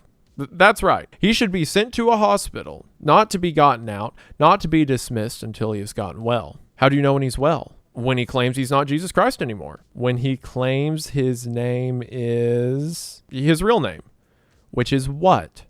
What is his real name? I don't know his name. Will he be well when he claims he's not God? That's right. The doctor recognized the point that he got to such an understanding that he knows that he is. Now, this man is not crazy, I would say. If he claims he's God, does that mean he's still crazy? Sure. Do you know anyone who's done this? I don't know anyone. Is it possible that any person who thinks he's God could be right? No, that's the same thing as Jesus Christ. Clyde, do you want to say anything? Clyde raised himself from his stupor long enough to say, not very much, and then retreated back into it. I then sent Joseph after Leon, who was still in the toilet. This is such an insanely fascinating conversation. It's like every part of Joseph's brain is working except just his identity. And like it applies correctly to other identities. He has realistic terms and ideas for someone else in the same scenario, but there's no self or mirror to apply these revelations. Leon returns from the bathroom still mad and says that Rockich is not a real doctor. Leon continues to yell, saying that the doctor has made a fool of himself. Joseph defends the doctor, saying the doctor does a good thing coming out here to these meetings, and adds that perhaps if Leon's going to be this way, he shouldn't come to the meetings anymore. This leads to Leon and Joseph getting into a fight, and then the meeting ends by singing America. Clyde wakes up to stand up and sing America, by the way. In the next meeting, Rockich starts yet another fight. He opens the meeting saying, how is it that Leon has 4 names? Leon gets upset, saying he only has 3. Dung, Rex, and Christ. To which Joseph, very flatly, with no emotion, says, how can there be 2 Jesus Christs? It is so frustrating how close he is. And it seems that a part of Leon's brain is working that way too, because he immediately gets mad at Rockich and says as far as Leon's concerned, he can get out and stay out. Leon leaves to get a drink of water, and when he comes back, he's still mad and says, you are trying to change him and change me. Rockich says, who is the only Jesus Christ? And Joseph says, I am. And then Clyde yells, no, I am. You never was, and you never will be. And Joseph suggests that Clyde adjourn the meeting as he's the chairman. And Joseph says, I need to keep my identity. I can't give up my identity. Again, every time there's a step made, it's like their own mind pulls them back. It's heartbreaking. Rockich asks Joseph's feelings about the article, and Joseph now recognizes that it's about the 3 of them. Why are you in a mental hospital, Joseph? I was crazy, I guess. I wasn't crazy, but if I say I wasn't crazy, it's not believable. Have you ever read an article like that before? Yes, I believe I read the same article. I laughed at it and disregarded it, forgot about it.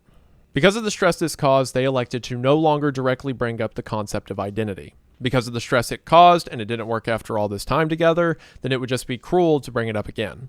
I mean, if you just keep asking it to someone that doesn't understand, it's akin to torment. So they try some new strategies off of this. What if they bring the men together instead of pitting them against each other, putting one in charge at a time? The first thing they do is say that the men can have a ground card if they all agree to use the ground card at the same time. Basically, they were allowed to go to different buildings for work or for passes, but with a ground card, you can walk around the grounds of the hospital whenever you want. All of the men say no. If they have to share it, they don't want one at all. Eventually, to not be mean, they relent and just give each of them their own individual ground card. But then as another way to push them together, they decide to put the 3 men into the Ypsilanti hospital parade. Every year they have a little parade where different groups within the hospital make these little floats out of beds on wheels, and they have a little parade outside around the courtyard. Very cute idea. So Rockage tasked the three men with going outside and making a parade around the flora and fauna that you can see on the hospital grounds. The three men at first are super excited about this and talk all about how they're going to work together. And then almost immediately, Leon just does everything himself, says he doesn't need the others' help or their documents, designs a float. Float's a strong word. It's like brown construction paper, but he has drawn a very detailed building on the brown construction paper and then taped leaves to it. And then him and Joseph push the float on the day of the parade, and Clyde follows behind, picking up the branches that fall off. So, cute and all, but not really to the end goal of getting the three men to work together. The idea being if they can work in harmony with each other, their identities will become solidified with each other, and, the resulting conflictions might work themselves out. But it looks like that's not happening. One interesting thing to note is after that fight that occurred when Rockage showed the article to the three men, for several weeks afterwards, Joseph began attending chapel. You don't really think about it, but it's weird for three people who say they're Jesus to not go to church. But Joseph started going to chapel and writing about how much he enjoyed it. But other than that, the total net progress, and this is getting into April, so the experiment's been going on for nearly a year now. The total net progress is still 0. Sure, they've come up at some times, but they've dropped just as far. So because not a lot of progress had been made, and, studies can't fund themselves forever, and I truly believe Rockage was really determined to help these men, the team made a decision that is questionable, or I would say outright not cool nowadays. Questionable in 1960. So remember that whole thing I talked about earlier about how the problem with paranoid schizophrenics is they have primitive beliefs, but they won't allow any outside stimuli to change those beliefs. Primitive beliefs are often changed by a trusted authority figure, and paranoid schizophrenics tend to not have those. But that's not entirely true, is it? Because each of the three men, well, not so much Clyde, but Joseph and Leon have mentioned positive authority figures. For Joseph, it was the superintendent, Dr. Yoder, who he referred to as Dad. And for Leon, though the moniker had changed a couple times, it was figures like his uncle, the Archangel, or his Yeti wife mother. Leon had changed his name at the influence of his Yeti wife mother, according to him. But obviously, these figures are fictional, or in Joseph's case, his relationship with the figure is fictional. But what if they weren't? What if the researchers conducting the experiment pretended to be these positive authority figures in order to elicit a change from the men? Now, if you have a base understanding of psychology as it relates to mental illness, you probably know that it is not advised to go along with someone's delusions, because reality must stay consistent if you are going to eventually bring people back to it. If reality and delusion overlap, then the line becomes blurred and there's no shore for them to swim back to. And on top of that, you have absolutely no idea how they'll respond.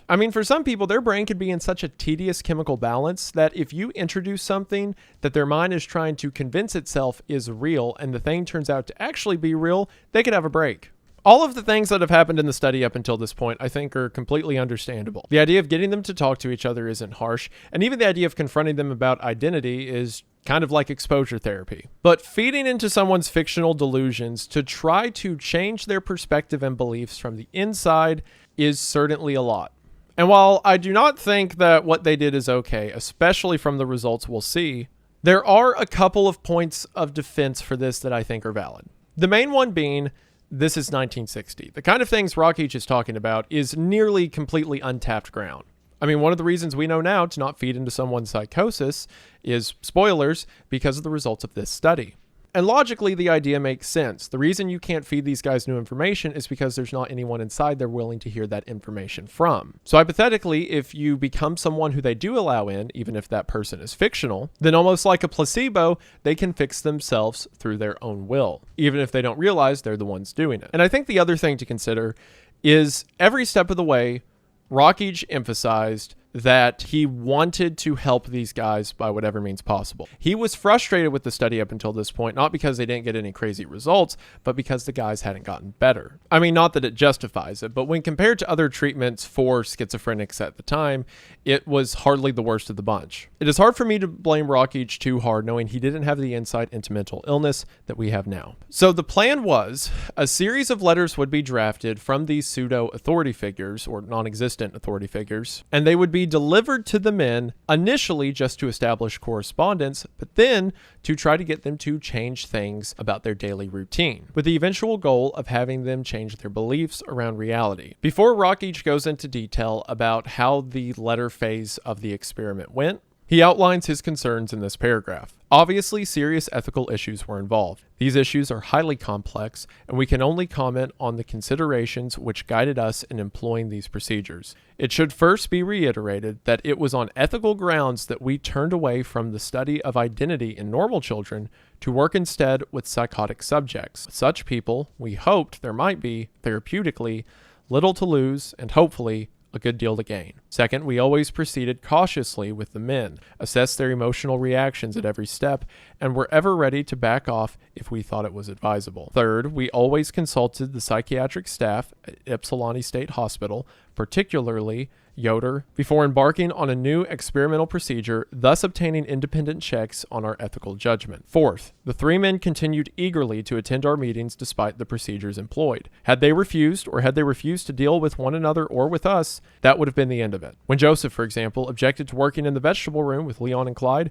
we changed his work assignment. Fifth, as we got to know the three men better, we were impressed by the fact that their defenses were powerful enough to counter any threat they could not cope with on a realistic level. Sixth, we were cognizant of Frieda from Reichmann's observation, quote, "We no longer treat the patients with the utter caution of bygone days.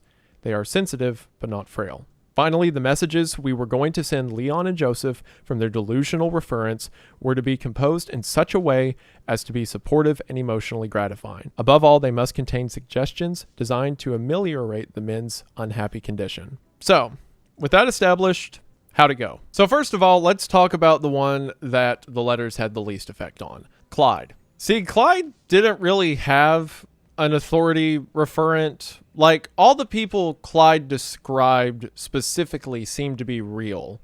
Most of his delusions were around his own grandiosity, saying that he owned all this land and women. It's not like he had these fictional characters that he would carry on conversations with. The best they could figure was Clyde had mentioned Dr. Yoder, the superintendent, in a positive light as well. So they sent him a letter that was addressed from the superintendent, Dr. Yoder, with some money to spend at the common store. And it seems that Clyde took the money and never wrote back. So for the duration of this experiment, they just quit trying with Clyde. And he just chilled out at the group meetings while Joseph and Leon went through everything they were about to go through. Also goes without saying, all of the letters were actually being written by Rockage, with the superintendent's permission to address them as being from him. Let's now move on to the second most affected by the study, Joseph. Joseph got his initial letter from Dr. Yoder and was ecstatic. He began to write back to him almost immediately and referred to him as Dad, saying his normal stuff about how he hopes England comes for him and asked Dr. Yoder to deport him back to England. He also remarked several times that the hospital is in fact an English stronghold. Another thing to mention about Joseph that hasn't come up yet is that he was a hypochondriac. He didn't like working in close proximity to other people because he was afraid he'd catch whatever illness they had. And also see the case of him thinking he's having chest pain, so he rubs bleach on himself. So in Dr. Yoder's letters, he says he's happy to hear that Joseph is doing better, that he feels better throughout the day, and that Rockage has told Dr. Yoder that Joseph has a remarkable hand for writing. Joseph responds saying that if Dr. Yoder could help him get a job, that would be great.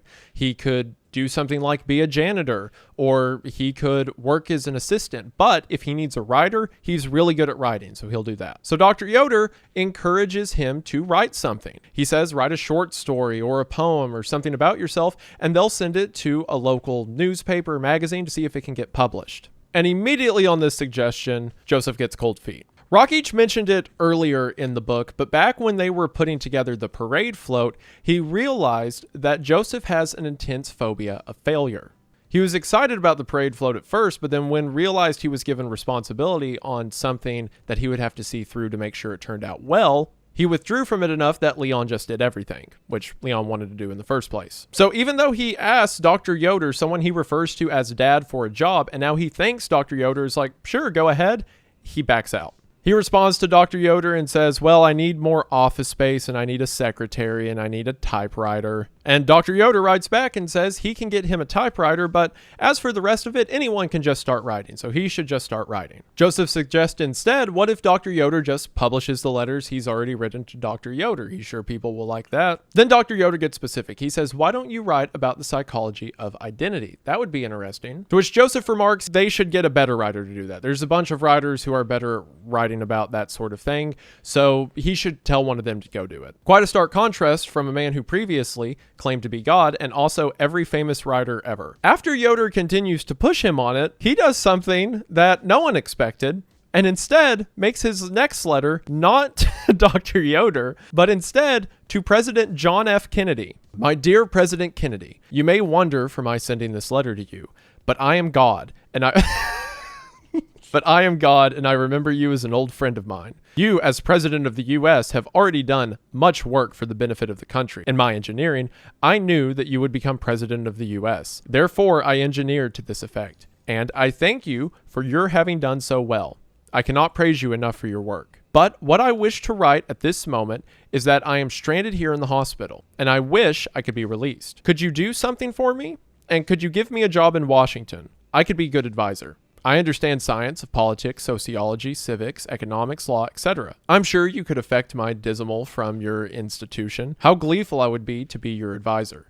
Just write to Dr. Yoder, who is the medical superintendent of Ypsilanti State Hospital, Ypsilanti, Michigan, U.S., and by telling him that you need me as your advisor and that you'd like my release, I'm sure that Dr. Yoder would oblige. P.S. Any kind of job would do in Washington, even floor cleaning and mopping for me. I have nothing here. I am without everything. The English are the head of the caw of the world, and how they take care of it. And am I glad I am English? If I could only go back to England. But the doctor who is head of the hospital claims I cannot go back to England. What am I to do now, Mr. President? If you want a good writer with you, I'm the one. I can write. Hire me as a writer for you or for the government, and you will never be sorry. You will be sure of me as a sober, assiduous worker. And all day I hear voices that you are my dad, my father. So please do something for me. And as you are my dad and father, I certainly am well enough to be released by your order and taken to the White House. Can you send some of your men to take me to the White House? Please, Father, do it. And I'll be a devoted worker for you. I will live and conduct myself as God ought to. As your son, I certainly deserve a job in the government. Now you have replaced Eisenhower. As for Eisenhower, it was he also who brought me to the hospital, so I could get my godliness from Nixon. Well, I was then vice president of the U.S., but I was replaced by Nixon. If some of the writings are illogical, it's because some of the happenings took place in the world which I am talking about. I guess I have written enough, so long, Dad, and don't forget your old pal, God. And nobody else is to be picked up in my place. Just me. I mean, there may be a fellow in the hospital who might want to be picked up in my place. Please give order not to pick him up. His name is R.I. Dung, and he is a patient here in D16. So it seems that Joseph had the idea in his head of Dr. Yoder being this father figure, kind of this mythical point, the most powerful person he could reach that he had a personal relationship with. But once he started getting those letters and that point became reachable, as far as he knew, the anxiety of actually being put in that position of writing something for Dr. Yoder was too much. So instead, he picks the next guy up the food chain, which is, I guess, the President of the United States. One positive effect that these letters had is it made Joseph write to people a lot more. He started writing to his wife. He started writing to his dad back in Canada. He even just started writing things like Christmas and Easter cards for family members. He even wrote a letter to his wife saying he thinks the president's going to get him out of there. So with the writing thing not working, Rockage changes his strategy. He now writes letters to Joseph in an order to combat his hypochondria. A bit earlier in the study, the three men were moved to a different ward where they'd be more secluded and near each other. And when that happened, Joseph's job switched from the laundry to working in a vegetable room. He complained about working in the vegetable room, saying that it was causing pains in his stomach. So to combat this, Rockage writes a letter from Dr. Yoder saying that Joseph is going to receive a brand new experimental drug that should take away all his ailments. Joseph takes them for a while and says that he feels remarkably better. Of course, this drug is in reality just a placebo. After he takes them for a couple weeks, Dr. Yoder no longer supplies the placebo. And Joseph became so annoying to the staff asking for it and wrote so many letters to Yoder that they started the placebo again. For several weeks, Joseph reported feeling no pain. However, he eventually started to feel that pain in his stomach again that he felt from the vegetable room. There have been multiple instances in the past of Joseph saying he feels pain, he gets a medical examination, and everything's fine. But this time, since the placebo was working and whatever this pain was seemed to be piercing through it, Rockage had a full x-ray done, and it turns out that Joseph had an ulcer, a pretty severe one. So they put him on treatment for that, and the ulcer went away, and after that, Joseph said that all of his pain was gone, believing most of it to be from the placebo. This is actually one of the most fascinating findings from the whole study. See, it was previously believed that the only reason placebos work is because they come from like trusted healthcare officials, right? You think that the drug is something that someone who wants you to get better would give you. But for a long time, it was believed that people with paranoid schizophrenia would be unaffected by placebos, especially because in cases like that of Joseph, he's constantly paranoid about getting an illness. But it seems here, since it was from an authority figure he trusted, the placebo worked at suppressing real pain. Although not the main purpose of the study, it was an interesting finding. So since Joseph seemed to trust Dr. Yoder, that it was now time to incorporate their end goal. In addition to the placebo, Dr. Yoder said that he would now be receiving an additional drug to help clear his mind. Joseph takes it with enthusiasm and says he's feeling a lot more clear in his head throughout the day. In the midst of this, there were also smaller asks thrown in, like Dr. Yoder asked if they could change the song they start their meetings with from America. And sure enough, every time that's Joseph's turn to be chairman, they changed the song. Rockage also timed the delivery of these letters so that they coincided with the meetings. Because most of the time, Joseph was so excited, he would tear open the letter and read it aloud to the group, which allowed Rockage to see his reaction as it happened. And most of the time, Joseph is enthused to get word back from Dr. Yoder, who again, he refers to in letters as Dad, and Dr. Yoder has begun to refer to him as someone he loves like a son. Is it kind of cruel to take someone who's mentally ill and convince them they have a relationship with someone they don't actually have a relationship with? You should see what they do to Leon. After Joseph takes the second set of placebo pills for a while, Dr. Yoder begins to press. He says in one of the earlier letters, Joseph stated that the hospital was ran and funded by England and was an English stronghold. He tries to confirm with Joseph that it is in fact not an English stronghold, and he wants Joseph to know that. As Joseph reads these letters during meetings, he says it's ridiculous that Dr. Yoder doesn't know this place is an English stronghold. And over the next several letters, Dr. Yoder continues to emphasize that this place is not owned and never has been owned by England. To which in his responsive, Joseph says that he appreciates the doctor, but that this place is in fact an English stronghold. The most he is willing to concede is that it is in America and perhaps funded by the state of Michigan, but it is still an English stronghold. So Dr. Yoder says if the pills aren't working and he still believes this place to be an English stronghold, they're going to have to stop his prescription. At this, Joseph becomes erratic. He starts writing letters that are 20, 30 pages long twice a day. In them, he is pleading for the doctor to not stop the pills because they make him feel better. Eventually, Yoder says the prescription will stop next week unless you can send me a signature stating that this place is not, nor ever has been, an English stronghold or funded by England. Joseph reads this letter in a meeting and says that he just can't do it because it's a lie.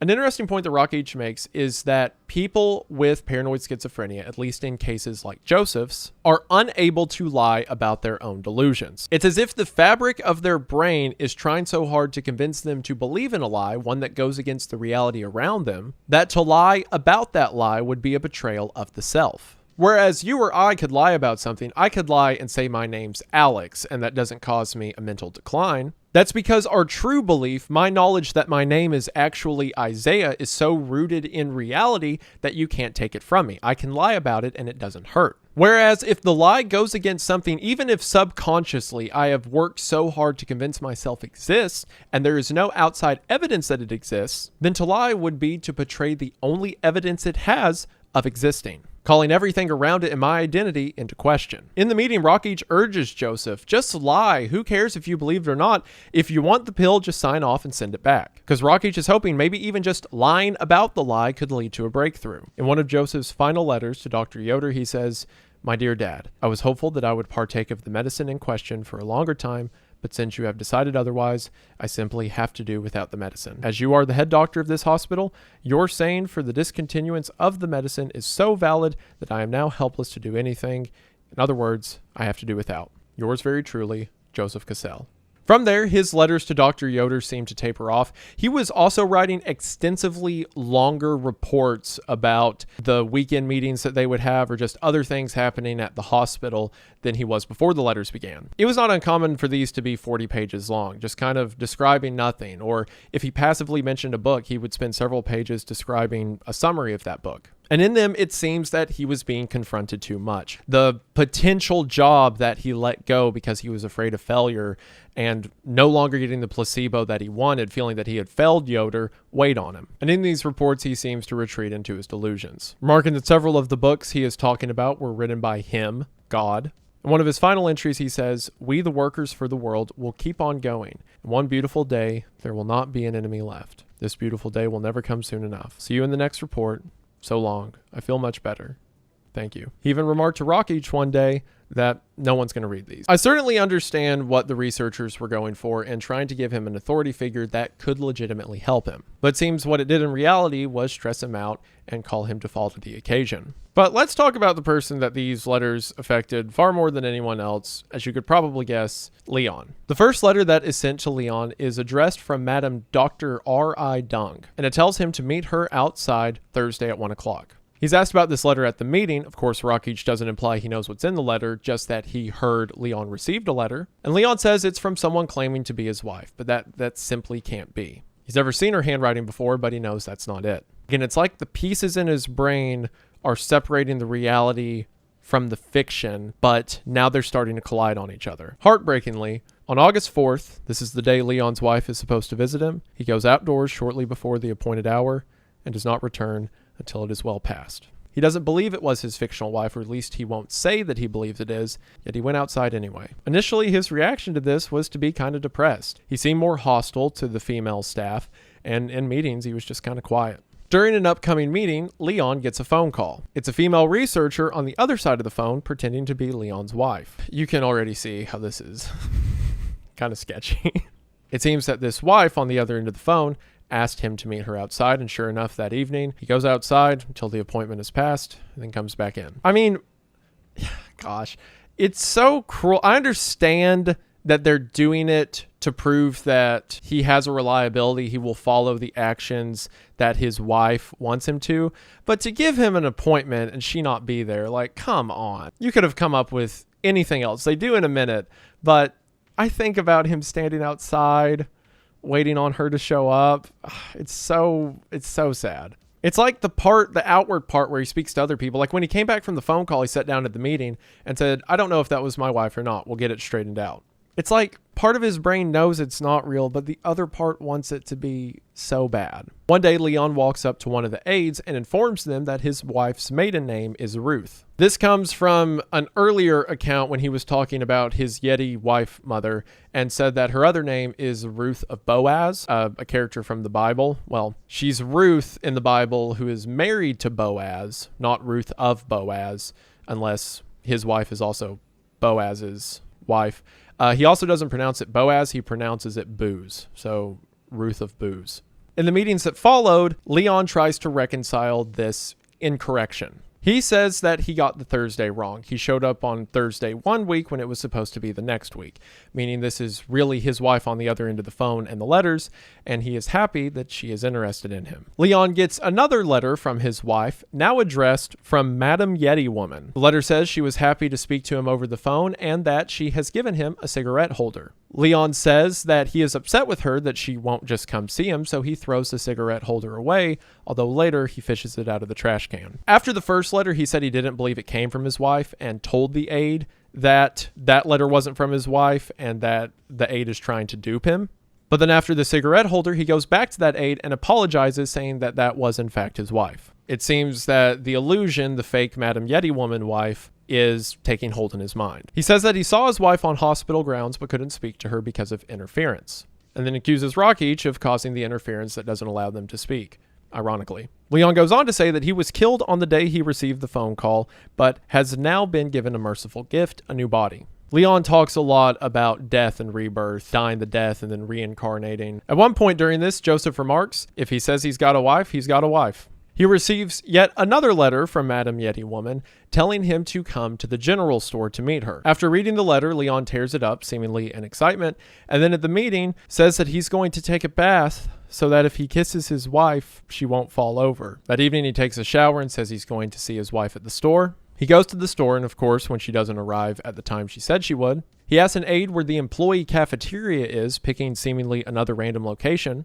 And when the aide tells him, he goes, "Oh, I'm in the wrong building." That's what it is. When in fact, he was not in the wrong building, but there needs to be some kind of explanation for the illusion to continue. It's tragic how much his mind works against itself. On September 9th, when asked what's new shortly after the last letter, Leon says, "I know who God Almighty is in human shape.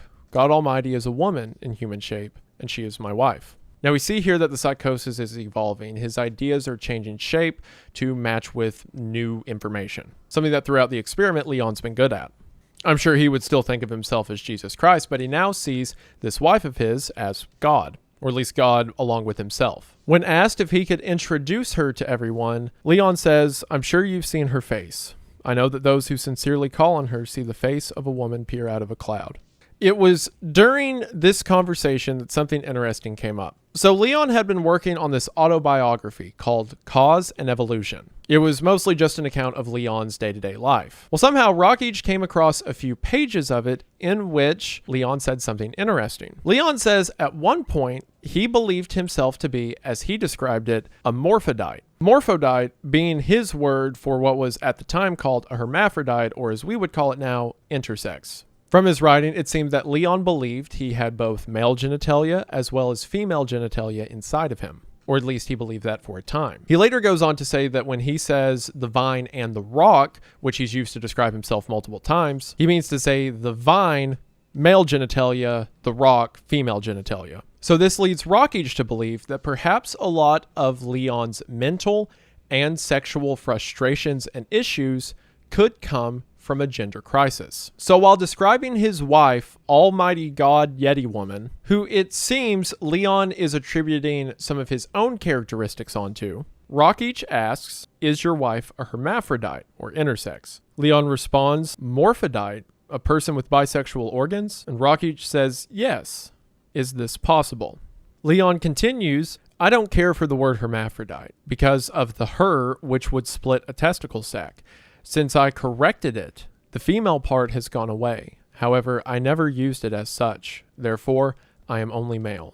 He then stops for a moment and says, "It comes to me that God may be a morphodite." Now, you could see this as perhaps a breakthrough of the person or his wife that he's conjured up in his mind that has characteristics of himself, and he's able to talk about that figure in his mind that relates to himself. Or, also possible, he did not have that idea before Rockage introduced it. Not about himself. It seems he had those before from his writings, but about Almighty God Yeti Woman. So now Rockage is manipulating, further than he is with the letters, manipulating the image of his wife in his mind. As they're discussing this, an aide comes in with another letter from his wife. Something else to mention about Leon is that he does not like money and never uses it. Since he has been in the hospital, he has not touched his bank account, which compared to the other patients is really big. Because all of his money from the VA, if you'll remember he was in World War II, gets deposited into his hospital account. But he has stated multiple times he does not like money. He is given free food that he works for with his job at the hospital,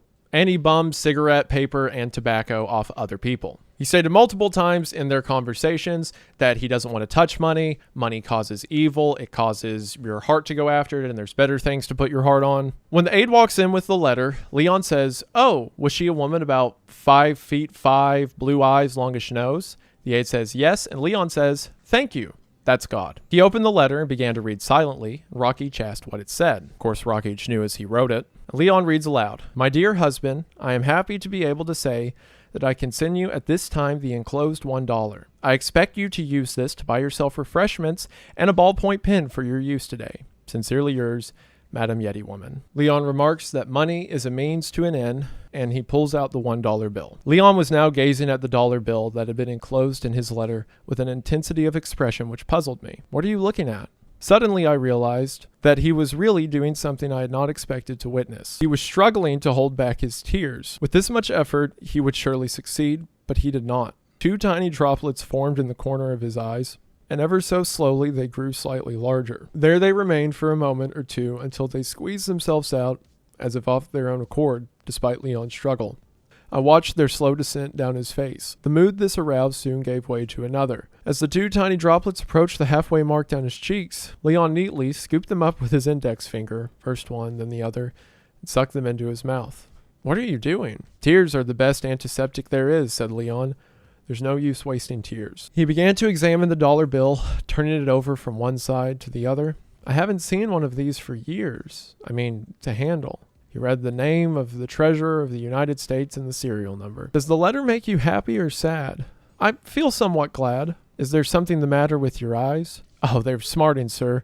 So I'm enjoying some disinfectant, sir. The best in the world." Tears. "Are you crying?" "No, my eyes are smarting because of some condition." "You say you feel somewhat happy?" "Yes, sir. It's a pleasant feeling. It's a pleasant feeling to have someone think of you."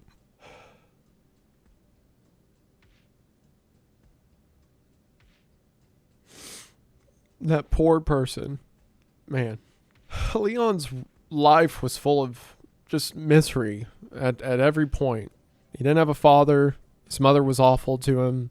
That awfulness spread. The disease passed on. Every day had to be such a struggle.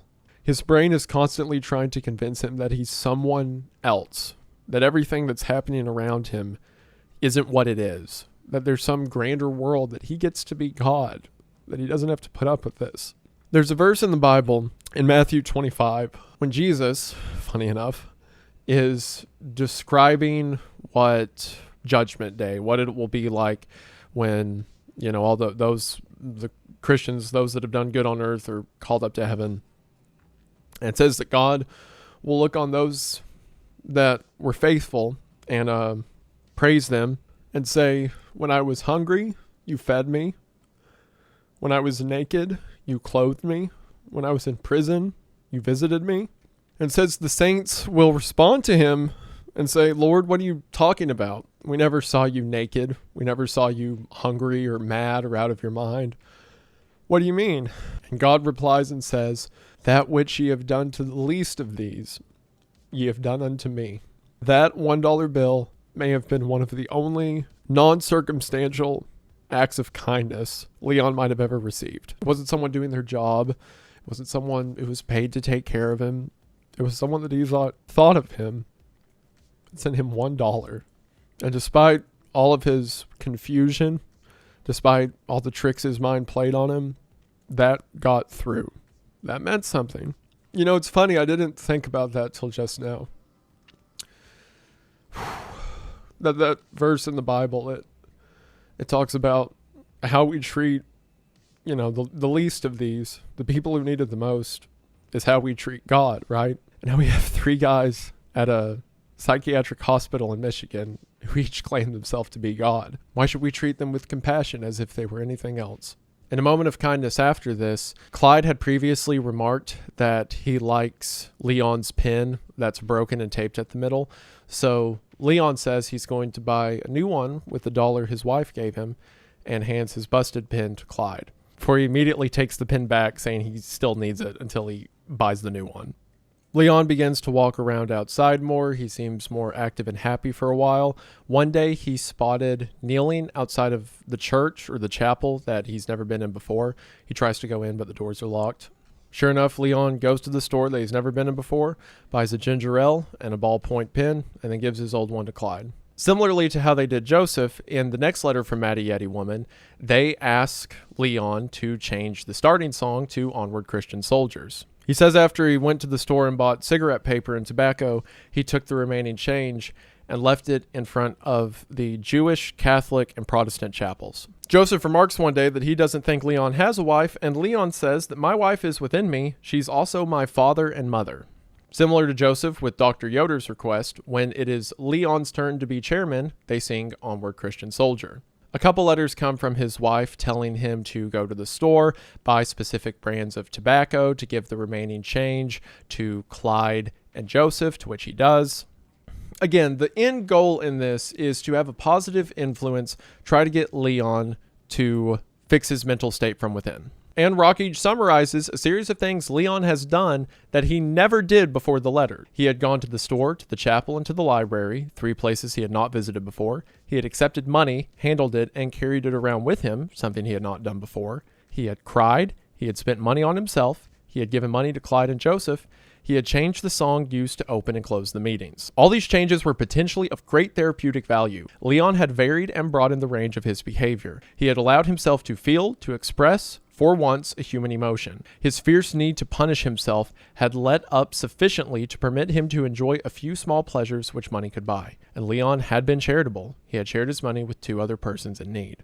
Now, amidst all this is his normal babble now just applied to his Yeti wife. Things like having cosmic intercourse and trying to understand intimacy and, the usual.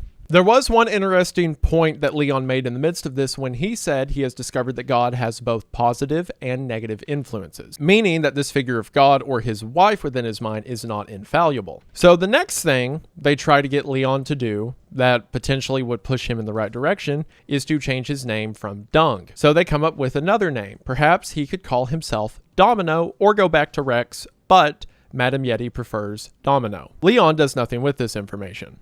Doesn't make any express purpose to change his name. We don't know how he reacted to that specific part. Another letter comes giving him money, telling him to go to the store, and he does that. However, on September 28th, Leon receives another letter. He takes the letter, feels the coins inside, and hands it back to the aide. The aide tries to deliver it later, and the same thing happens. He writes a letter to one of the doctors in the ward and says, "Please return these 3 dimes to Madame Yeti woman. I know you know who she is. Tell her I do not want any more donations or letters. Tell her I trust in the sanity of God, the 10 Commandments of God. Respectfully, Dr. R.I. Dung."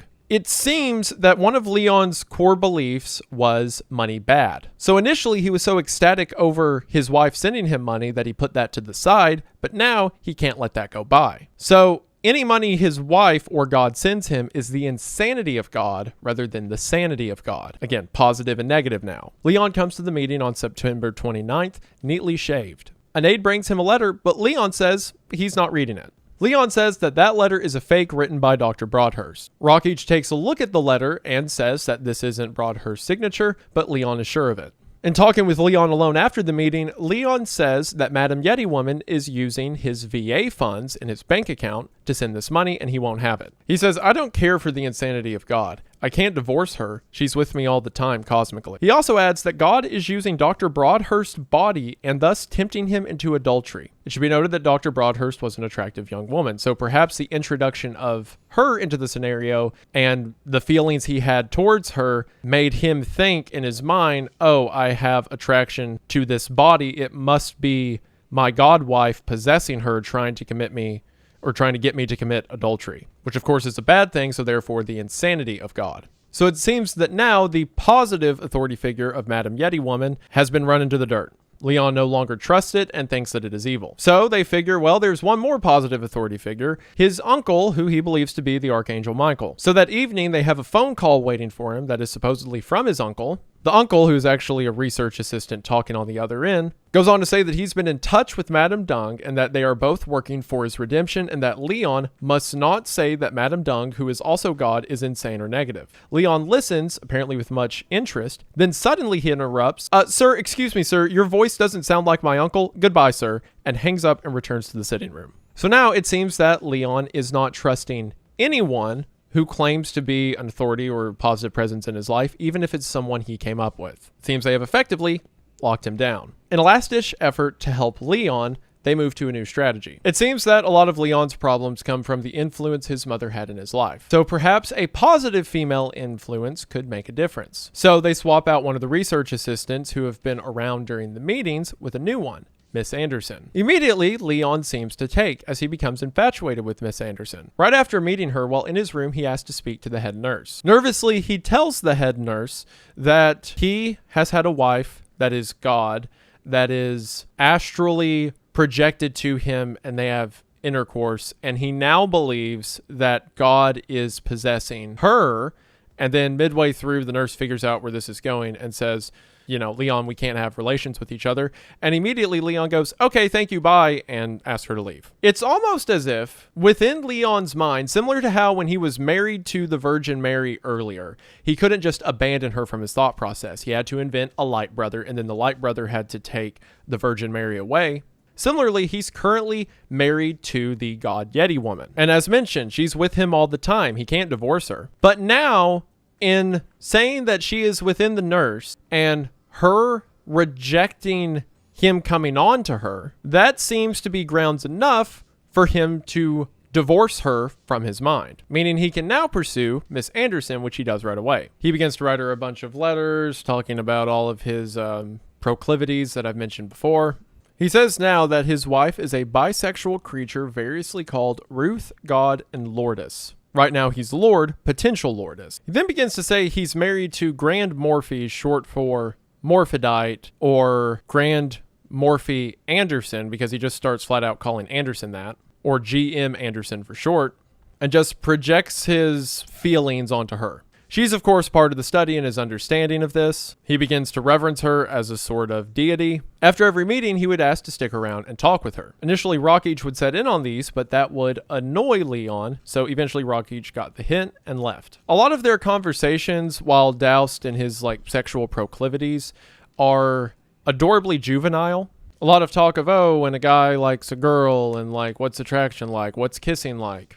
She makes it very clear she cannot have relations with him, but he just likes to talk about it with her. Multiple times he would sit there in silence and then say, I can't think of anything else to say. I guess I have to go. He would do everything he could to make these conversations with her last longer. However, because she's around, Leon begins doing odd things. For example, some days he'll be super lovey-dovey. He'll bring her pins. He'll let her have a cigarette, something he doesn't do with anyone else. Then if she's gone over the weekend or has somewhere else to be, for the next several days that she's back, he will be pouty. He'll be cold, he'll swear a lot, he'll storm out of the room as soon as the meeting's over. It's like he feels personally betrayed that she wasn't with him. At one point, while talking, he drops to his knees and begins to call her God and worship her, and then says, okay, see you next meeting. He also goes back and forth from wanting to be attracted to her to feeling like he needs to deny these attractions. For a few weeks, he would wear cellophane, like a blindfold, around his eyes everywhere he went. And then when that wasn't enough, he switched over to red cellophane because it's darker, and then put blinders on the side of his head like a horse. It seems his purpose in this was to not observe Miss Anderson so he would not have feelings of lust. It's also because of these conflicting emotions and all the things that were happening in his head at the time, between the letters he got to now denying himself and then throwing himself into Miss Anderson, that all of his internal concepts got really messy. For while he said he discovered the femality, or the female counterpart within himself, and that he had become pregnant with himself and was pregnant with twins, but then shortly afterwards, because the twins were morphodites, as he called them, they miscarried. The breaking point came when Anderson took a week off for vacation, and when she came back, he wanted nothing to do with her.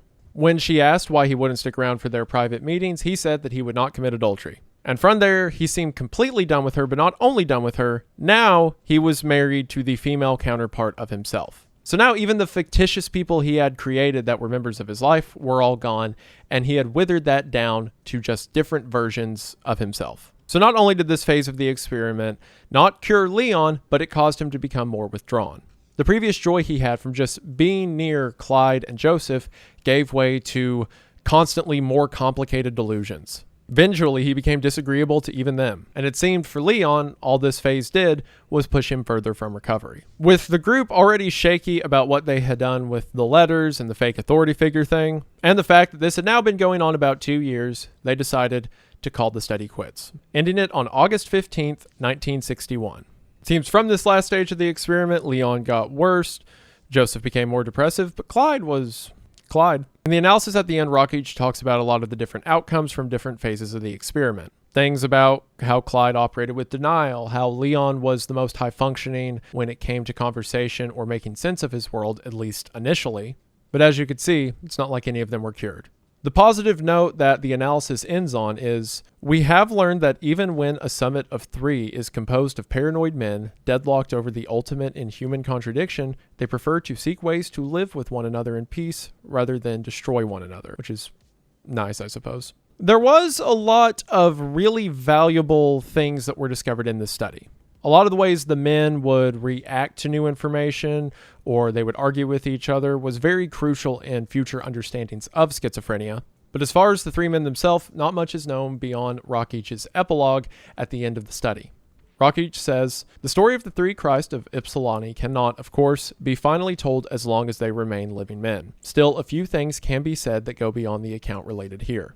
In other words, because each of the three men are under a pseudonym until they're dead, Rockeich can't go into full detail about where they are, how they're doing. What he does say is, after Clyde and Joseph and Leon were left to themselves again in August of 1961, they continued to be seen together in their sitting room in combinations of 2 or 3, but they no longer held daily meetings, and Leon soon reverted to eating alone. Nevertheless, a strange sort of cohesiveness continued to persist among them, not unlike the cohesiveness of a conflict-ridden family, in which the individual members, while withdrawing into themselves, carefully avoid breaking the final strands of human interdependency. Rockeich goes to outline a lot of problems with the setup of the experiment itself. Of course, 3 is an incredibly small sample size, and there were so many variations in the way these men came about their illness and the different ages and how long they had been institutionalized, that not a lot cohesively can be said about the methods, just simply an observation from the case. They also had a control group. They had taken 3 women from Ypsilanti who believed themselves to be different identities, but they each believed they were like 3 different people. And they would have meetings with them,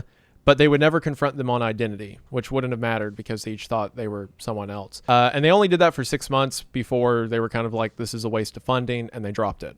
So yeah, a lot of problems with the experiment setup itself, and even forgetting the whole letter part near the end, putting people who think they're the same person in a room with each other, maybe not super cool and ethical, maybe. So while it will never be repeated, it does exist as its own case study. Clyde and Joseph give every appearance of remaining essentially unchanged, but Leon continues to show evidence of change, or at least further elaborations in his delusional system of belief. I still visit him every few months, and at each visit I find Leon's story a bit different from the one he told before. He is still groping for new answers to the riddle of his identity to replace earlier and less satisfying answers. The prognosis for schizophrenia, paranoid type, is poor, perhaps poorer than for any other diagnostic category of functional psychosis. In the extreme, it is a condition which some textbooks describe as incurable or irreversible. But to say that a particular psychiatric condition is incurable or irreversible is to say more about the state of our ignorance than about the state of the patient. This study closes with the hope that at least a small portion of ignorance has here been dispelled, and with the faith that as knowledge gradually advances, the incurable conditions of yesterday and today become the curable conditions of tomorrow. So in this printed copy of the book, which was printed 20 years later, Rockeich includes an afterword. In it he says, Leon Gabber, the youngest of the 3, is alive and well, but still a patient at Ypsilanti State Hospital. Clyde Benson, the oldest, was discharged into the custody of his family in January of 1970. Joseph Cassell died in August 1976. Clyde would have been pushing 80 years old, but he was out for a while. He got to be back with his daughters. And while we can assume that Leon is dead now, considering that this 20-year afterword was written around 1980, he was alive and well, if still a patient. Rockeich says something in this final afterword that is fascinating. He says, while I had failed to cure the 3 Christ of their delusions, they had succeeded in curing me of mine, of my godlike delusion that I could change them by omnipotently and omnisciently arranging and rearranging their daily lives within the framework of a total institution. I had terminated the project some 2 years after the initial confrontation when I came to realize, dimly at the time, but increasingly more clearly as the years passed, that I really had no right, even in the name of science, to play God and interfere around the clock with their daily lives. I found out from my teachers, the 3 Christ of Ypsilanti, exactly in what sense they were trying to be godlike. They were striving for goodness and greatness, and such strivings, I came to understand, are really the strivings of all human beings. The main difference between the 3 of them and the rest of us who are also trying to be godlike is that whereas the rest of us can bring ourselves to admit the impossibility of our ever becoming absolute or infinitely moral and competent, the 3 Christ found it difficult to admit such an impossibility. Nonetheless, I learned that what all of us have in common with the 3 Christ is that we all strive to maintain and enhance our self-conceptions and self-presentations as complete and moral. This is one of the major ways in which humans who would be Christ or Christ-like are distinctively different from other living beings. And that is the full story of the 3 Christ of Ypsilanti. again, it is hard for me to write off Rockich as like an evil scientist, right? It was such an early stage in mental health, and I truly believed he thought he could do some good. But it is tragic that in finding out this wasn't the way to go about it, that at least Leon seemed to suffer more, perhaps past a point of therapeutic recovery. Now, thankfully, schizophrenia is understood a lot more now than it was then. Not only in our medication and understandings of the illness, but in the ways we approach therapy. I do not think of the events of the Three Christ of Ypsilanti as being evil by any means, just tragic. And also find myself thinking of Clyde and Joseph and Leon, three men who maybe never found rest in this life, but hopefully have in the life to come. I should also mention that there was a movie that was made in 2017 called The Three Christ that starred Richard Gere as Rockich, Walton Goggins as Leon, and Peter Dinklage as Joseph. So I'm like, oh, that's cool. I'll watch it before I make this video. And in the first 5 minutes, Rockich runs in and stops Joseph from killing himself. And then the movie became a debate about the morals of electroshock therapy. So I skipped through it some just to see like how bad can this get. And midway through, there's a scene where they're holding down Joseph and they're electrocuting them as like Rockich is yelling to stop. And the movie becomes a whole thing about like the evil doctor that's running it, who's not named Dr. Yoder, by the way. Oh yeah, and also Rockich isn't named Rockich. They changed his name but kept the name of the three subjects. The movie becomes a whole thing about like stopping. I just skimmed this, so it may get worse. It just became a whole thing about like stopping the evil person running the hospital from, I don't know, electrocuting people. And then at the end of the movie, which I have no context for this, Joseph goes with the superintendent to the top of the hospital and jumps off and dies. And this leads to like a whole like controversy outing thing that gets the guy fired, I guess. I don't know. Like what? Why would you take like a real, like a tragic experiment like this and just make stuff up? Like, oh, well, the story wasn't dramatic enough. Let's have one of the schizophrenics throw himself off a building. It is absurdly stupid and it made me mad. So if I had to know about it, you did too, as with the rest of this video. And if you stuck around this long, I just want to say thank you for watching. I will be moving soon, so this, I believe, will be the last video you all see with this background. Say goodbye, bye-bye. Very excited for what's to come. Have a lot of cool stuff on the way, and hopefully you guys stick around to enjoy it.